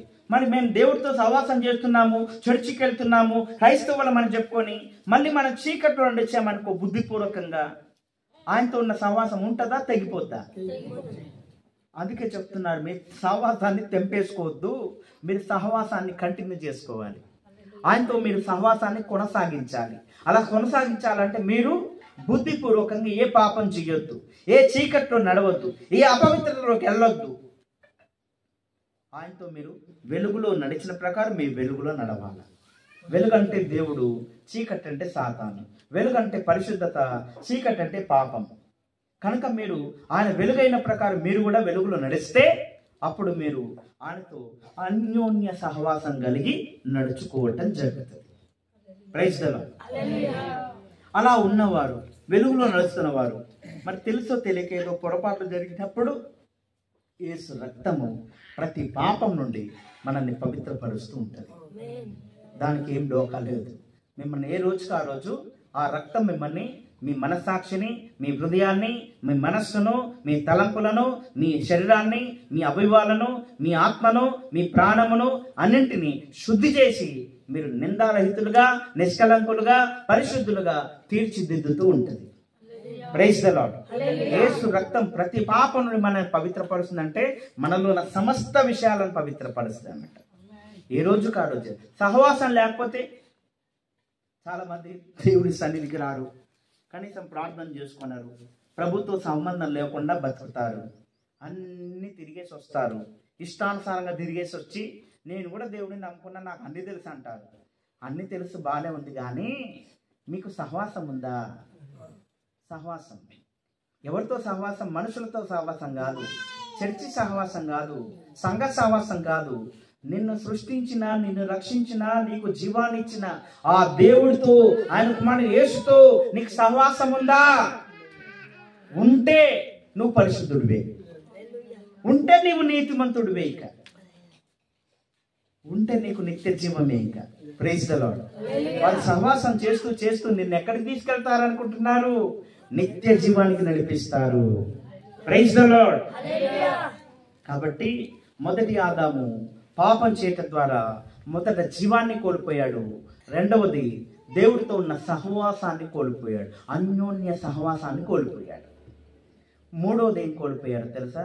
చాలా విషయాలు ఉన్నాయి. ఈ పూట ఇవన్నీ చెప్తానో లేదో తెలియదు. చాలా విషయాలు కోల్పోయాడు. అవన్నీ ఇప్పుడు క్రీస్తు ద్వారా మనం సంపాదించాలి తిరిగి. మొదటి ఆదాము ద్వారా ఏవేవైతే నష్టమైపోయాయో కడపటి ఆదాము ద్వారా వాటన్నింటి తిరిగి మనందరము సంపాదించుకోవడానికి యేసు ప్రభు ఈ లోకానికి వచ్చాడు. హల్లెలూయా. ఆయన్ని మనందరం నమ్ముకోవాల్సింది దాని కొరకే. మీరు ఏం సంపాదించారు ఇప్పటిదాకా యేసయ్య దగ్గరకు వచ్చి అంటే? చాలా మంది చెప్తారు, ఒకప్పుడు మేము బాగా పేదవాళ్ళం ఉండే, కాళ్ళకు చెప్పులు లేవు, బయటికి వెళ్తే సైకిల్ లేదు, తొక్కడానికి తిరగడానికి సైకిల్ లేదు, ఉండడానికి ఒక చిన్న పాక కూడా లేదు. ఇప్పుడు యేసయ్య నమ్ముకున్నాము, ఇప్పుడు కార్లలో తిరుగుతున్నాము, 4 బంగళాలు సంపాదించాము, బాగా పొలాలు వచ్చినాయి. ఇది సంపాదన అంటే. యేసయ్య దగ్గరకు వచ్చి ఇవి సంపాదించారట వీళ్ళు. మరి యేసయ్య నీ ప్రాణం అడిగితే అప్పుడు ఇవన్నీ వనిపాలవుతాయి. యేసయ్య నీ ప్రాణం తీసేస్తే అప్పుడు ఇవన్నీ సంపాదించి నేను ఎక్కడ పోతాయి? యేసయ్య దగ్గరకు వచ్చి సంపాదించాల్సింది ఇది కాదు. యేసయ్య దగ్గర రానోళ్ళు అవన్నీ సంపాదిస్తలేరా? లోకంలో కోట్లాది అధిపతులు లేరా? ధనవంతులు లేరా? వాళ్ళందరూ యేసయ్య దగ్గరకు వచ్చి అవి సంపాదించారా? కాదు. యేసు వద్దకు వస్తే మనం సంపాదించాల్సిన ఏంటంటే మొదటి ఆదాము ద్వారా మానవుడికి ఏవేవైతే నష్టమైనయో అవన్నీ కడపటి ఆదాము యేసుక్రీస్తు ద్వారా తిరిగి మనం పొందుకోవటానికి ఆయన దగ్గరికి రావాలి. మొదట మనం ఆత్మలో జీవం పొందాలి. రెండవది దేవుడితో మనకు సహవాసం ఏర్పడాలి. మూడోది ఏంటంటే మొదటి మానవుని దేవుడు తన పోలికలో తన సారూప్యమందు చేసుకున్నాడు. ఇప్పుడు పాపం చేయటం ద్వారా ఆ దేవుడి పోలిక అనేది నష్టమైంది, దేవుని సారూప్యం అనేది నష్టమైపోయింది. ఇప్పుడు యేసుక్రీస్తు ద్వారా మనందరము ఆ దేవుని యొక్క సారూప్యాన్ని, ఆ పోలికను, ఆయన గుణాశయాలను, ఆయనను మనం సంపాదించాలి. ఆయనలాగా మనం తయారవ్వాలి. ఇప్పుడు మీరు ఎంతకాలం అయింది యేసయ్యని నమ్ముకొని? చెప్పండి ఒక్కొక్కరు. ఇప్పుడు మీరందరూ యేసయ్యని నమ్ముకొని ఎంతకాలం అయింది? ఎంతో కొంతకాలం అయిందా? 6 నెలలు అయిందో, సంవత్సరం అయిందో, 2 సంవత్సరాలు అయిందో, 10 సంవత్సరాలు అయిందో, 20 సంవత్సరాలు, 30 సంవత్సరాలు అయిందో? ఒక్కొక్కరు మా సీనియారిటీ ఏంటి అనుకుంటున్నారు? దేవుళ్ళు అంటారు. మేము ఎప్పుడు నమ్ముకున్నాం అనుకున్నారు దేవుణ్ణి? మేము 30 సంవత్సరాలు అయింది, మేము 40 సంవత్సరాలు అయింది అంటారు కొందరు. చాలా సంతోషం. 40 సంవత్సరాలు అంటే మాకంటే మీరు చాలా సీనియారిటీ కలిగిన వారు. మాకంటే మీకు బాగా అనుభవాలు ఉన్నాయి దేవుళ్ళు. అయితే మీరు యేసుక్రీస్తు యొక్క పోలికను ఏమైనా సంపాదించారా? ఆయనలాగా మీరు ఏమైనా తయారయ్యారా? ఆయన సారూప్యం మీకు వచ్చిందా? ఆయన పోలిక మీకు వచ్చిందా? ఆయన గుణాత్యాలు మీరు ఏమైనా సంపాదించారా? ఆయన స్వభావం మీకు వచ్చిందా? ఇది చూసుకోవాలి. దేవుని నమ్మక ముందు ఎలా ఉన్నారు, ఇప్పుడు కూడా దేవుని నమ్మిన తర్వాత అలాగే ఉన్నారనుకో, ఆయన నమ్ముకోవటం ద్వారా మీకేం లాభం? ఏం ప్రయోజనం ఏంటి? ఉపయోగం ఏంటి? ఆయన సారూప్యం ఇప్పుడు మనకి ఇవ్వడానికి దేవుడు మనల్ని పిలిచాడు. Praise the lord. చూడండి వాక్యంలో నుండి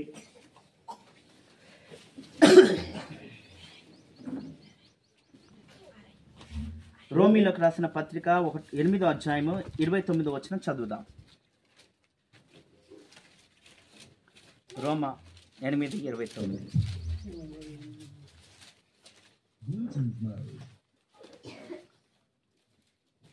ఎందుకనగా తన కుమారుడు అనేక సహోదరులో జ్యేష్ఠుడగినట్లు దేవుడెవరిని ముందు ఎరిగానో వారు తన కుమారుడితో స్వారూప్యం గలవారవుటకు వారిని ముందుగా నిర్ణయించారు. Praise the lord. మరియు ఎవరిని ముందుగా నిర్ణయించను? ఇక్కడ ఏంటంటే దేవుడు మనల్ని ముందుగానే నిర్ణయించుకున్నాడు. ఎందుకు నిర్ణయించుకున్నాడు?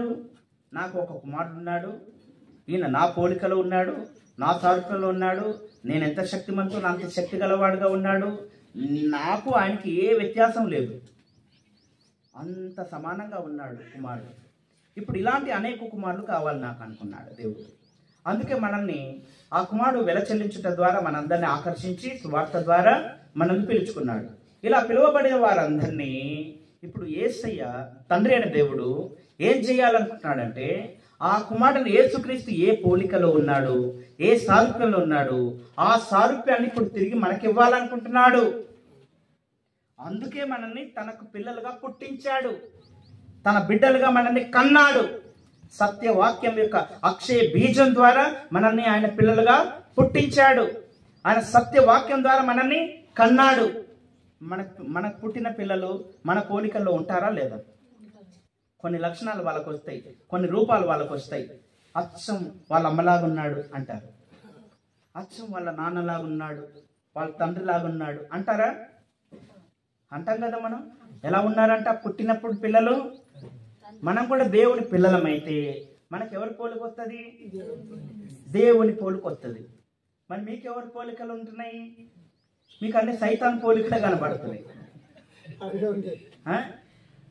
అంటే మీరు దేవుని మూలంగా పుడితే దేవుని పోలికలే వస్తాయి. ఆ పుట్టిన బిడ్డ పెరుగుతున్నప్పుడు ఆ తండ్రి తల్లిదండ్రుల యొక్క పోలికలు, ఆ స్వభావాలు, ఆ గుణ లక్షణాలు అన్ని వాళ్ళకు ఉంటాయి. అలాగే మనం దేవుని పిల్లలమైతే మనం పుట్టిని పెరుగుతున్నప్పుడు మన జీవితంలో మనం ఎవరి పోలికలో ఎదుగుతాము? ఆ దేవుని కుమారుని యేసుక్రీస్తు పోలిక మనకు రావాలి. Praise the lord. అందుకే దేవుడు మనల్ని ఆ విధంగా పెంచి పోషిస్తున్నాడు, మనందరినీ కూడా కాపాడుతున్నాడు. ఎందుకంటే ఆయన కుమారుని యేసుక్రీస్తు యొక్క సారూప్యాన్ని మన దేవుడు మనకు ఇవ్వాలి అనుకుంటున్నాడు. Praise the lord. ఎండలో కూర్చున్న వాళ్ళు ఇలా నీడలో చెప్పండి. మనందరం కూడా దేవుని యొక్క పోలికలోకి తయారవ్వాలి.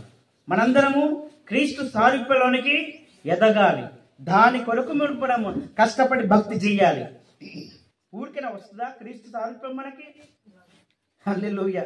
అలాగా మనం తయారవ్వాలి. దాని కొరకు ఇప్పుడు మనము మన జీవితాలు సమర్పించాలి. వాక్యంలో చూడండి, మనం చదువుకున్న మొదటి లేఖనాల్లో ఒకసారి చూద్దాం. ఆ యొక్క మొదటి కొరింథీ పత్రిక 15వ అధ్యాయము అందులో 49వ వచనం చదవండి. మరియు మనము మంటి నుండి పుట్టిన వాని పోలికను ధరించిన ప్రకారము పరలోక సంబంధి పోలికయు ధరింతుము. పరలోక సంబంధి యొక్క పోలికను ధరింతుము అన్నారు. ఏం ధరించాలి ఇప్పుడు? మనందరం మంటి నుండి పుట్టిన వాని యొక్క పోలికను ధరించాం. ఇప్పుడు పరలోక సంబంధి యొక్క పోలికను ధరింతము అన్నారు. మంటి నుండి పుట్టిన వాడు ఎట్టివాడు? మంటి నుండి పుట్టిన వారందరూ అట్టివారే. పరలోక సంబంధి ఎట్టివారు? పరలోక సంబంధులు అందరూ అట్టివారే. మరియు మనము మంటి నుండి పుట్టిన వాని యొక్క పోలిక ధరించిన ప్రకారం పరలోక సంబంధి యొక్క పోలికను ధరింతము అంటున్నారు. అక్కడ వరుసగా ఈ మాటలు ఇప్పుడు నేను చెప్పిన మాటలు అక్కడ ఉన్నాయి. అలా మనందరం కూడా ఎవరి పోలికలోకి రావాలి? ఇప్పుడు ఆత్మలో మన అంతరంగ పురుషుడు, మన ఆత్మ యేసుక్రీస్తులాగా తయారవ్వాలి. అందుకు దేవుడు మనల్ని కాపాడుతున్నాడు. అందుకు దేవుడు మనల్ని భక్తిలో నడిపిస్తున్నాడు. అందుకు దేవుడు మనతో సహవాసం చేయాలనుకుంటున్నాడు. అందుకే దేవుడు మనకు జీవాన్ని ఇచ్చాడు, సహవాసం చేస్తున్నాడు. ఇప్పుడు ఆయన పోలికను మనకి ఇవ్వడానికి మనలో పని చేస్తున్నాడు. Praise the lord. ఇప్పుడు దేవుడి పనికి మీరు అప్పగిస్తే ఆయన పని మీలో జరుగుతున్నప్పుడు మీలో ఉన్న ఎక్స్ట్రాలన్నీ తీసేసి ఆయన పోలికను మీకు ఇస్తాడు. మీలో ఉన్న సాతాన్ సంబంధమైన తీసేసి, లోక సంబంధమైన తీసేసి, పాప సంబంధమైన తీసేసి, మీ స్వయం విషయాలను తీసేసి, మీలో స్వార్థాన్ని తీసేసి, గర్వాన్ని తీసేసి, అహంకారాన్ని తీసేసి, కోపాన్ని తీసేసి, స్వయాన్ని తీసేసి, పాప సంబంధమైన బీజాలను తీసేసి ఆ దైవ గుణాలన్నీ మీలో నింపుతాడు. ఆ పరలోక ప్రభు యొక్క పోలిక మనకిస్తాడు. ఆయన రూపాన్ని మనకిస్తాడు. ఇవి తీసేసి అవి మనకి ఇవ్వడానికి కొన్ని మనకు శ్రమల్లో నడిపిస్తాడు. ఏమవుతుంది? ఈ శ్రమలు వచ్చినప్పుడు అయ్యయ్యో నాకు కష్టాలు వచ్చినాయి బాబా, నాకు బాధలు వచ్చినాయి తండ్రి అని ఇక మనం ఏడుస్తాం దేవుడి దగ్గర. ఎందుకు ఇచ్చాడు ఈ కష్టాలు, శ్రమలు? దేవుడిని నమ్ముకున్న తర్వాత కూడా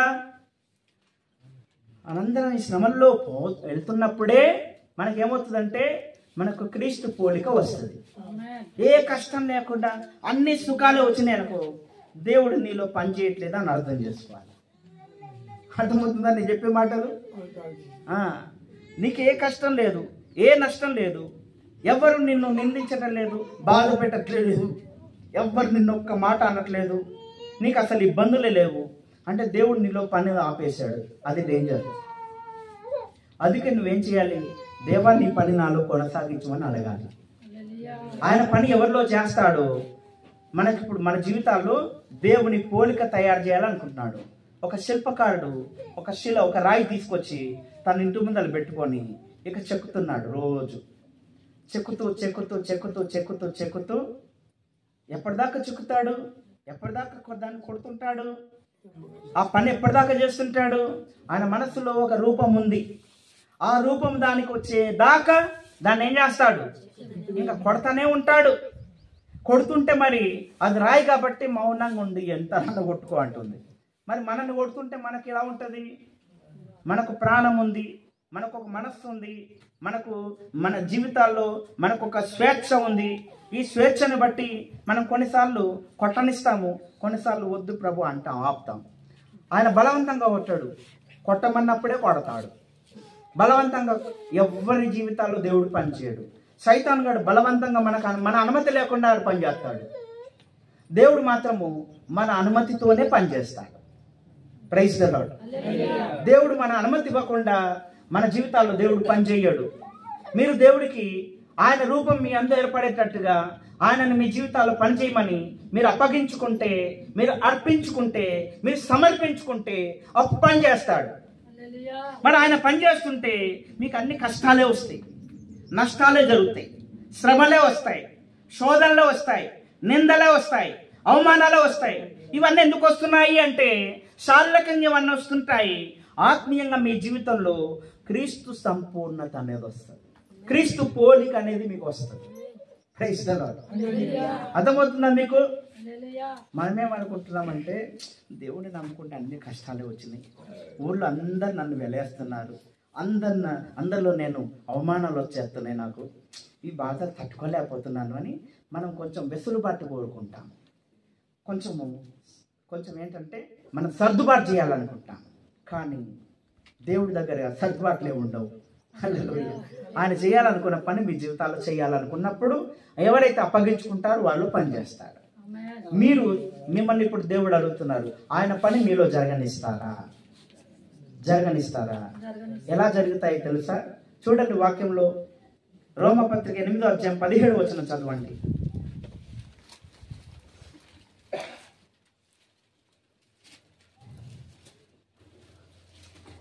మనము పిల్లలము అయితే వారసులము, అనగా దేవుని వారసులము, క్రీస్తుతో కూడా మహిమను పొందుటకు ఆయనతో శ్రమపడిన ఎడల క్రీస్తుతోటి వారసులము. చూసారా, మనం ఏమొస్తాయంటే ఆయన రూపం మన ఎంత ఏర్పడాలంటే మనకు శ్రమలు వస్తాయట. హల్లెలూయా. మన పిల్లలం కదా, మరి ఆ పిల్లలకు ఆ ఎత్తుకు తీసుకెళ్లాలనుకుంటాడు, ఆ సంపూర్ణతలో తీసుకెళ్లాలనుకుంటున్నాడు, ఆ క్రీస్తుకు కలిగిన సమానమైన సంపూర్ణత మనకి ఇవ్వాలనుకుంటున్నాడు. ఎఫెసీ పత్రిక 4వ అధ్యాయము 12వ వచనం చదవండి.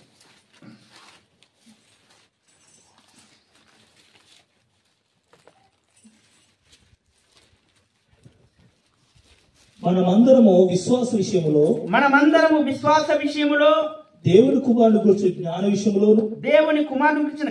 విషయంలోను ఏకత్వం పొంది సంపూర్ణ పురుషులము అగు వరకు అనగా క్రీస్తులో కలిగిన సంపూర్ణతకు సమానమైన సంపూర్ణత కలవారమగు వరకు. ఎవరికి కలిగిన సంపూర్ణత అంటున్నారు? క్రీస్తునకు కలిగిన సంపూర్ణతకు సమానమైన సంపూర్ణత గలవారమౌటకు అంటున్నారు. అందుకే పనిచేస్తాడు దేవుడు మనలో. Praise the Lord. దేవుణ్ణి పని చేయనీయం మనం, అసలు దేవుని సేవకులను పని చేయనీయం మనము. దేవుడు పనిచేస్తాడు. అందుకే సంఘంలో ఆయన పెట్టి మనందరినీ ఆత్మీయ మార్గంలో, వాక్యం యొక్క అనుభవంలో, ఈ లోకానికి వేరే ప్రత్యేకంగా మనల్ని ఎందుకు నడిపిస్తున్నారంటే మనలను క్రీస్తు కలిగిన సంపూర్ణతకు సమానమైన సంపూర్ణ మౌల వరకు ఆయన పని చేస్తూనే ఉంటాడు. Praise the lord. 2 కొరింథీ 3:18 చదవండి.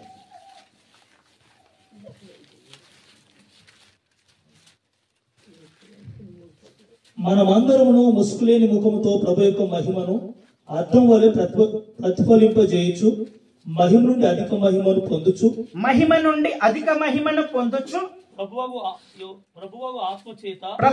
ఆత్మ చేత ఆ పోలికగానే మార్చబడుచున్నాము. ప్రభువగు ఆత్మ చేత ఆ పోలికగానే మార్చబడుతున్నాము అని చెప్తున్నారు. అంటే పరిశుద్ధాత్ముడు ఏం చేస్తాడట? మనలను ఆ ప్రభు పోలికలోకి తయారు చేస్తాడట. Praise the lord.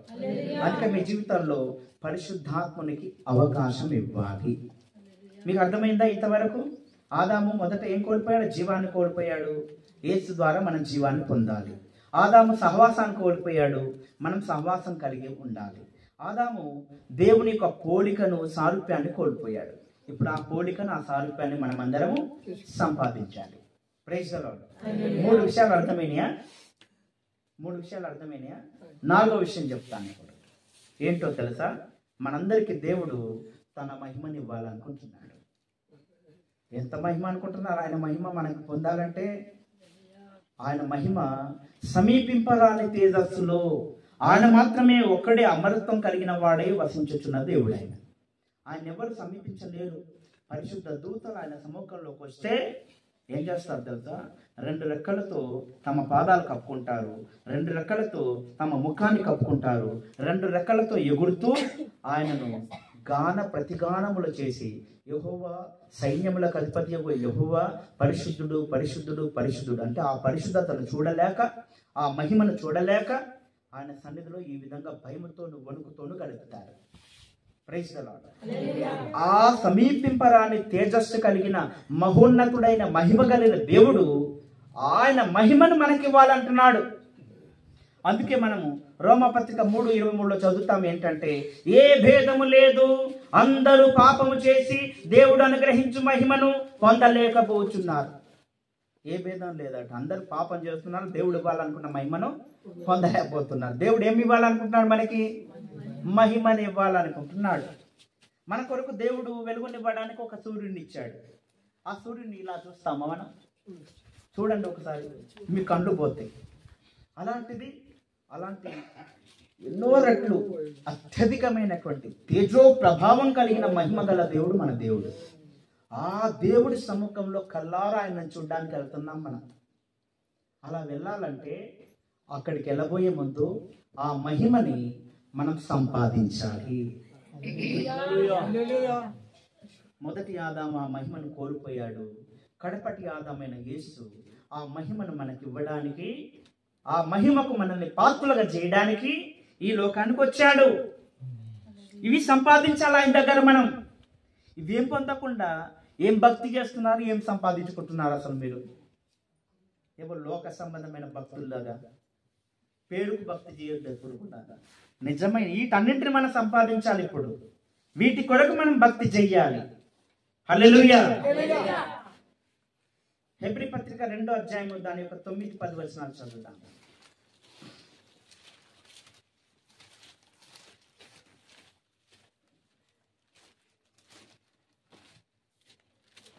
దేవుని కృప వలన ఆయన ప్రతి మనిషిని కొరకు మరణమును అనుభవించినట్లు దూతల కంటే కొంచెం తక్కువవాడుగా చేయబడిన యేసు మరణం పొందినందున మహిమా ప్రభావములతో కిరీటము ధరించిన వానిగా ఆయనను చూచుచున్నాము. ఎవరి నిమిత్తము సమస్తం ఉన్నవో, ఎవరి వలన సమస్తం కలుగుచున్నవో, ఆయన అనేకులైన కుమారులను మహిమకు తెచ్చుచుండగా వారి రక్షణకర్తను శ్రమల ద్వారా సంపూర్ణంగా చేయుట ఆయనకు తగును. పరిశుద్ధ పరచబడిన వారికి, పరిశుద్ధ పరచు వారికి అందరికీ ఒక్కటే మూలము అన్నారు.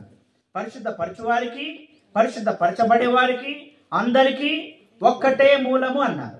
యేసుక్రీస్తు లోకంలో శరీరధారిగా వచ్చి అనేక శ్రమలు పొంది తర్వాత చనిపోయి తిరిగి లేచి మహిమా ప్రభావములతో కిరీటం ధరించిన వానిగా ఆయన పరలోకమందు కూర్చున్నాడు. Praise the lord. ఇప్పుడు ఆయన అలా ఏం చేశాడు అంటే, మనందరము ఆ దేవునికి అనేకులం ఈ సువార్త సత్యము ద్వారా అంగీకరించడం ద్వారా ఆయన పిల్లలమై, ఆయన కుమారులమైన మనము ఇప్పుడు ఆ మహిమకు మనం పాత్రలము. ఆ దేవుడు అనేకులైన కుమారులైన మనలను ఆ మహిమకు తీసుకెళ్లాలనుకుంటున్నాడు.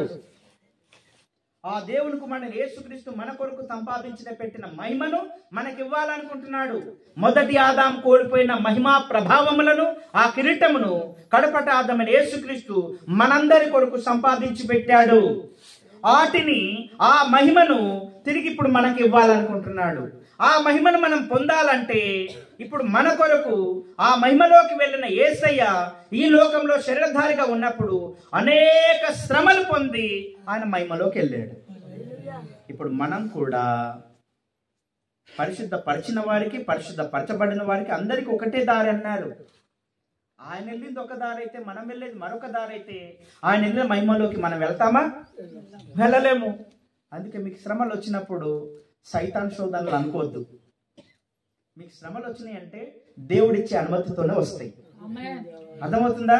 మీకు కష్టాలు వస్తున్నాయి అంటే దేవుడి అనుమతితోనే వస్తాయి. ఎందుకు ఇస్తున్నాడు దేవుడు కష్టాలు, శ్రమలు?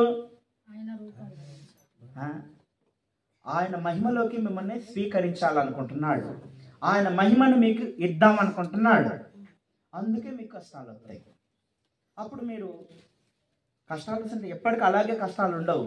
ఆ కష్టాలన్నింటిలో మీకు దేవుడు తోడుగా ఉండి మీ చేయి పట్టి మిమ్మల్ని తనతో పాటు దాటిస్తాడు. ఆయన సహవాసం చేస్తున్నాడుగా మనతో. కష్టాల్లో, శ్రమల్లో మనల్ని ఒంటరిగా వదిలేసి పక్కనెక్కడో పరలోకంలో కూర్చొని చూడడు. శ్రమల్లో ఉన్న వారితో ఆయన దిగొచ్చి వారితో సంచరించి వాటిని దాటిస్తాడు. Praise the lord. మీ శ్రమల్లో ఉంటే మిమ్మల్ని ఒంటరిగా విడిచిపెట్టాడు, మిమ్మల్ని వాటిని దాటిస్తాడు. అలా దేవుడు మనకు తోడుగా ఉండి శ్రమల అనుభవాలన్నింటిని దాటించి మహిమ అనుభవంలోకి తీసుకువెళ్తాడు. Praise the lord. అందుకే మీరందరూ, మొదటి ఆదాము మహిమతో ఉండేవాడు. ఎప్పుడైతే పాపం చేశాడో మహిమను కోల్పోయాడు. అందుకే దిగంబరత్వం కనబడింది. అయ్యో వస్త్రాలు లేవు అనుకుంటున్నారు. ఇప్పుడు ఆ వస్త్రాలు ఏంటనుకుంటారు? మహిమా వస్త్రాలు. ఇప్పుడు దేవుడు ఆ మహిమా వస్త్రాలు తిరిగి మనకిచ్చి మనల్ని నిత్య జీవానికి తీసుకెళ్లాలనుకుంటున్నాడు. Praise the lord. ఎన్నైనా ఇప్పుడు 4 అయినాయా? 5వ చెప్తాను ఇప్పుడు, వినండి. 5వది ఏంటంటే, మొదటి మానవుడికి దేవుడు ఈ భూమండలం అంతటిని ఏలుబడి చేసే అధికారాన్ని ఇచ్చాడు. మొదటి రాజు ఎవరనుకున్నారు భూమి మీద? మొదటి మానవుడైన ఆదామే. ఆ ఆదాము రాజరికంలో ఉన్నప్పుడు ఆయన పరిపాలనలో భూజంతువులన్నీ ఆయన లోబడతాయి. ఒక సింహాన్ని ఇలా రమ్మంటే వచ్చి కూర్చోవాలంతే. ఇప్పుడు మనం పిలిస్తే ఎలక పిల్ల కూడా రాదు. మన ఇంట్లో చిట్టెలకలు ఉంటాయి కదా, పిలిస్తే వస్తాయా? మన రాజుగారు ఆదాము సింహము, ఎలుగుబంటు, ఆ క్రూర మృగాలు, అడవి మృగాలు అన్నింటినీ వాటి దగ్గర పిలిచి వాటి చేరదీసి వాటికి పేర్లు పెట్టినవాడు. అంటే అవన్నీ ఆయనకు లోబడుతున్నాయి. దేవుడు అన్నింటినీ వాని పాదముల కింద పెట్టాడంట. అలాగా ఇప్పుడు మన ప్రభుని, ఆ వ్యక్తి పాపం చేసే ఆ అధికారాన్ని, ఏలుబడి చేసే శక్తిని కోల్పోయాడు. ఇప్పుడు మన ప్రభుని యేసుక్రీస్తు శిలువ మరణం పొంది ఆ సాతాను మన సైన్యాన్ని ఓడించి ఏం చేశాడు? ఆ అధికారాన్ని తిరిగి సంపాదించి పెట్టాడు మనకు. ఆయన తిరిగి లేచిన తర్వాత పరలోకానికి వెళ్ళబోయే ముందు శిష్యులతో అన్నాడు, పరలోకమందును భూమి మీదను నాకు సర్వాధికారం ఇవ్వబడి ఉన్నది అన్నాడు. ఇప్పుడు సర్వాధికారం ఎవరి దగ్గర ఉంది? యేసయ్య దగ్గర ఉంది.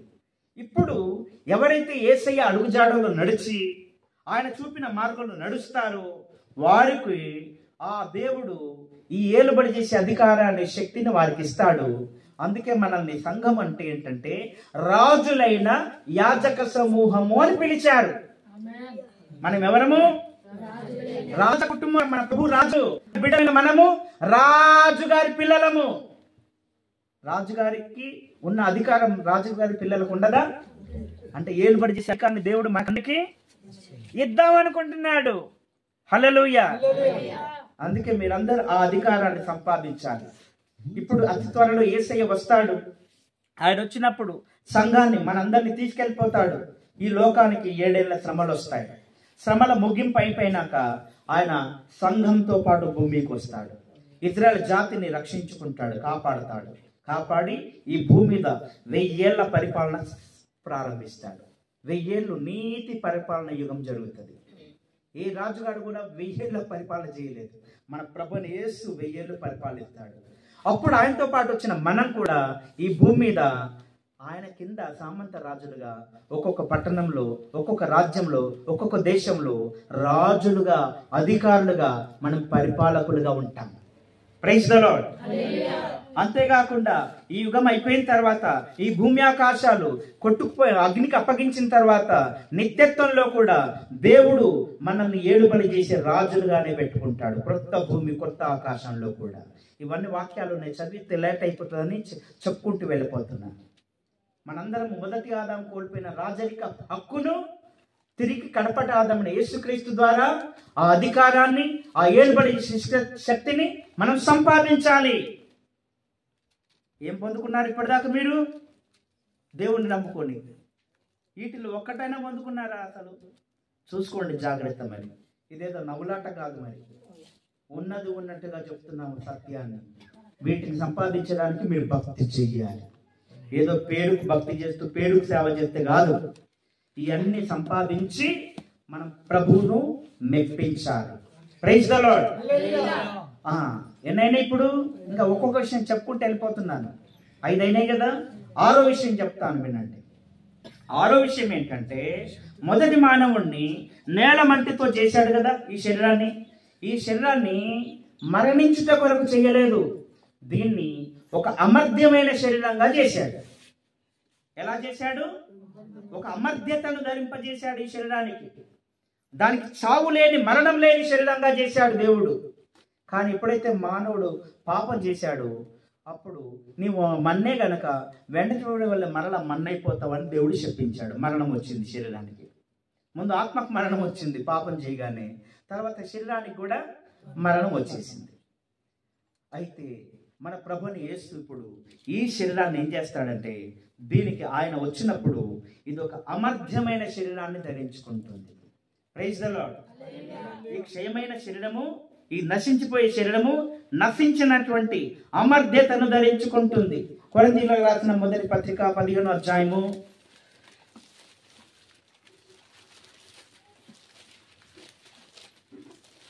దాని యొక్క 53వ వచనం చదువుదాం. క్షయమైన ఈ శరీరము అక్షయతను ధరించుకొనవలసి ఉన్నది. మధ్యమైన ఈ శరీరము అమర్ధ్యతను ధరించుకొనవలసి ఉన్నది అంటున్నారు. ఏం ధరించుకోవాలంటే ఈ శరీరము? క్షయమైపోయే శరీరము అక్షయతను ధరించుకోవలసి ఉన్నది. మధ్యమైన ఈ శరీరము అమర్ధ్యతను ధరించుకోవలసి ఉన్నది అని చెప్పారు. ఎప్పుడు జరుగుతుంది ఇది? యేసు ప్రభు మధ్యాకాశానికి వచ్చినప్పుడు జరిగే సంఘటన గురించి చెప్తున్నారు. Praise the Lord. ఆయన మధ్యాకాశానికి వచ్చినప్పుడు ఈ క్షయమైన శరీరము అక్షయతను ధరించుకుంటుంది. హల్లెలూయా. ఈ మధ్య శరీరము అమర్ధ్యతను ధరించుకుంటుంది. ఇక ఎన్నడూ మరణం ఉండదు. Praise the Lord. ఆ అనుభవంలోకి కూడా మనం రావాలి. దాని గురించిన వివరణ ఇప్పుడు నేను ఇవ్వను. ఇంకా హల్లెలూయా. ఎన్నైనా ఇప్పుడు 6 అయినాయి కదా. 7వ విషయం చెప్తాను. ఇంకా 7వ విషయం ఏంటంటే, మనందరము స్వాస్థ్యాన్ని పొందాలి. ప్రభునందు మనకు గొప్ప స్వాస్థ్యం దేవుడు భద్రపరిచి పెట్టాడు. హల్లెలూయా. ఆదామునకు ఈ భూమండలాన్ని స్వాస్థ్యంగా ఇచ్చాడు, దాన్ని ఆయన నష్టపోయాడు. దేవుడు మనకందరికి పరలోకాన్ని స్వాస్థ్యంగా ఇస్తున్నాడు. హల్లెలూయా. పరలోకమందు మనకందరికి స్వాస్థ్యము భద్రపరచబడి ఉన్నది. ఆ స్వాస్థ్యాన్ని మనకివ్వడానికి, ఆ సంపదలను మనకివ్వడానికి, ఆ హక్కును మనకివ్వడానికి దేవుడు మనలను తన దగ్గరికి పిలుచుకున్నాడు. Praise the lord. ఇవన్నీ మనం సంపాదించాలి. హల్లెలూయా. అవన్నీ ఎక్కడున్నాయి అనుకుంటున్నారు? దేవుళ్ళు మనందరికీ ఆ స్వాస్థ్యము ఉన్నాయి. చదవండి. అపోస్తల కార్యములు 20వ అధ్యాయము దాని యొక్క 32వ వచనం చదువుదాం. ఇప్పుడు దేవునికి ఆయన కృపా వాక్యమునకును మిమ్మల్ని అప్పగించుచున్నాను. ఆయన మీకు క్షేమాభివృద్ధి కలగజేయుటకును పరిశుద్ధపరచబడిన వారందరిలో స్వాస్థ్యం అనుగ్రహించుటకును శక్తిమంతుడు. ఏమి ఇస్తాడంట? పరిశుద్ధపరచబడిన వారందరికీ స్వాస్థ్యం ఇస్తాడు. స్వాస్థ్యం అంటే ఏంటి? స్వాస్థ్యం అంటే ఏంటి చెప్పండి? స్వాస్థ్యం అంటే సంపదలు, ఆస్తిపాస్తులు అనుకోండి మీ లెక్కలు. అవి దేవుడు మన కొరకు భద్రపరిచి పెట్టాడంట. Praise the lord. మొదటి పేతురు పత్రిక 3వ అధ్యాయము, మొదటి అధ్యాయం 3వ వచనం చదవండి.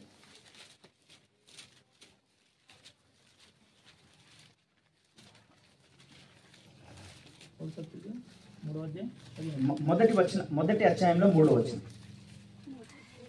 మన ప్రభువు యేసుక్రీస్తు తండ్రి అయిన దేవుడు స్తుతింపబడును గాక.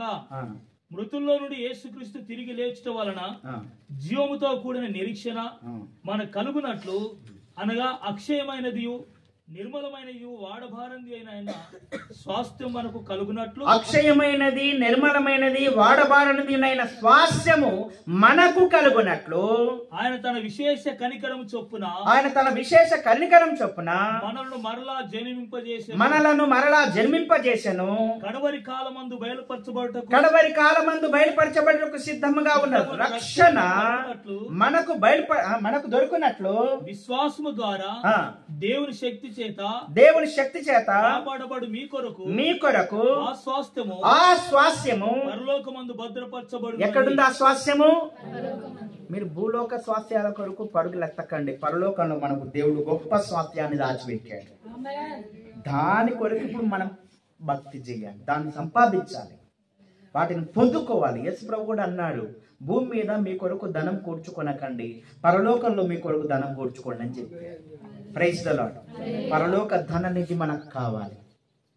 అర్థమవుతుందా? ఆ ధనాన్ని మనం సంపాదించాలి. అది నిత్య జీవమందు మనకు దొరుకుతుంది. అందుకే దేవుడు మనందరినీ నిత్య జీవానికి వారసులుగా చేయాలనుకుంటున్నాడు. మొదటి ఆదాము ద్వారా ఇవన్నీ నష్టమైపోయినాయి. కడపటి ఆదాము ద్వారా వీటన్నింటి తిరిగి మనం సంపాదించుకోవాలి. మొదటి ఆదాము ద్వారా మొదట జీవం కోల్పోయాము, సహవాసాన్ని కోల్పోయాము, సారూప్యాన్ని కోల్పోయాము, మహిమను కోల్పోయాము, ఏలుబడి చేసే అధికారాన్ని కోల్పోయాము, తర్వాత అమర్ధ్యమైన శరీరాన్ని కోల్పోయాము, ఆ తర్వాత స్వాస్థ్యాన్ని కూడా నష్టపోయాము. కడపటి ఆదాముని యేసు ద్వారా ఇవన్నీ తిరిగి సంపాదించడానికి మీరు మారు మనసు పొంది రక్షణ పొందండి, బాప్తిస్మం పొందండి, పరిశుద్ధాత్మను పొందండి. ఈ లోకానికి వేరే ప్రత్యేకంగా ఉండండి, ప్రభుత్వాన్ని సహవాసం చేయండి, అపుస్తల బోధలో ఉండండి, ఎడతెగక ప్రార్థన చేయండి. వీటి కొరకు చెయ్యాలి, వీటి కొరకు మీరందరూ ప్రార్థన చెయ్యాలి. అందరూ మోకరించి దేవుడికి మీ జీవితాలు అప్పగించి వీటి కొరకు మమ్మల్ని నడిపించమని, కాపాడమని, ఇవన్నీ మాకు అనుగ్రహించమని దేవుణ్ణి వేడుకోండి. అందరు ప్రార్థన చేయాలి. హల్లెలూయా, హల్లెలూయా, హల్లెలూయా, హల్లెలూయా. ఓ మహిమగల ప్రభువా, మహిమగల దేవా, మహిమగల రాజా, మహిమగల తండ్రి, నాయనా నీకు వందనాలు, వందనాలు, వందనాలు, వందనాలు, స్తోత్రాలు, కృతజ్ఞతలు. ఇవేగో చెప్పబడిన మాటలు లోక సంబంధమైనవి కాదు, శరీర సంబంధమైన కాదు, కట్టుకథలు కాదు, జోకులు కాదు, పరిహాసాలు కాదు. వాక్యం యొక్క సత్యాన్ని మీకు అందించాను. విన్న వారంతా కూడా యథార్థంగా ఈ సత్యాన్ని గుర్తించి గ్రహించి మొదటి మానవుడు కోల్పోయిన విషయాలన్నీ కడపటి ఆదామైన యేసుక్రీస్తు ద్వారా తిరిగి వీటన్నింటిని మనం సంపాదించుకోవాలి. దాని కొరకే మనం భక్తి చేయాలి, దాని కొరకే ఈ క్రైస్తవ్యం యొక్క అనుభవంలో నడవాలి. అందరూ ప్రార్థన చేయండి, అందరూ సమర్పణ చేయండి.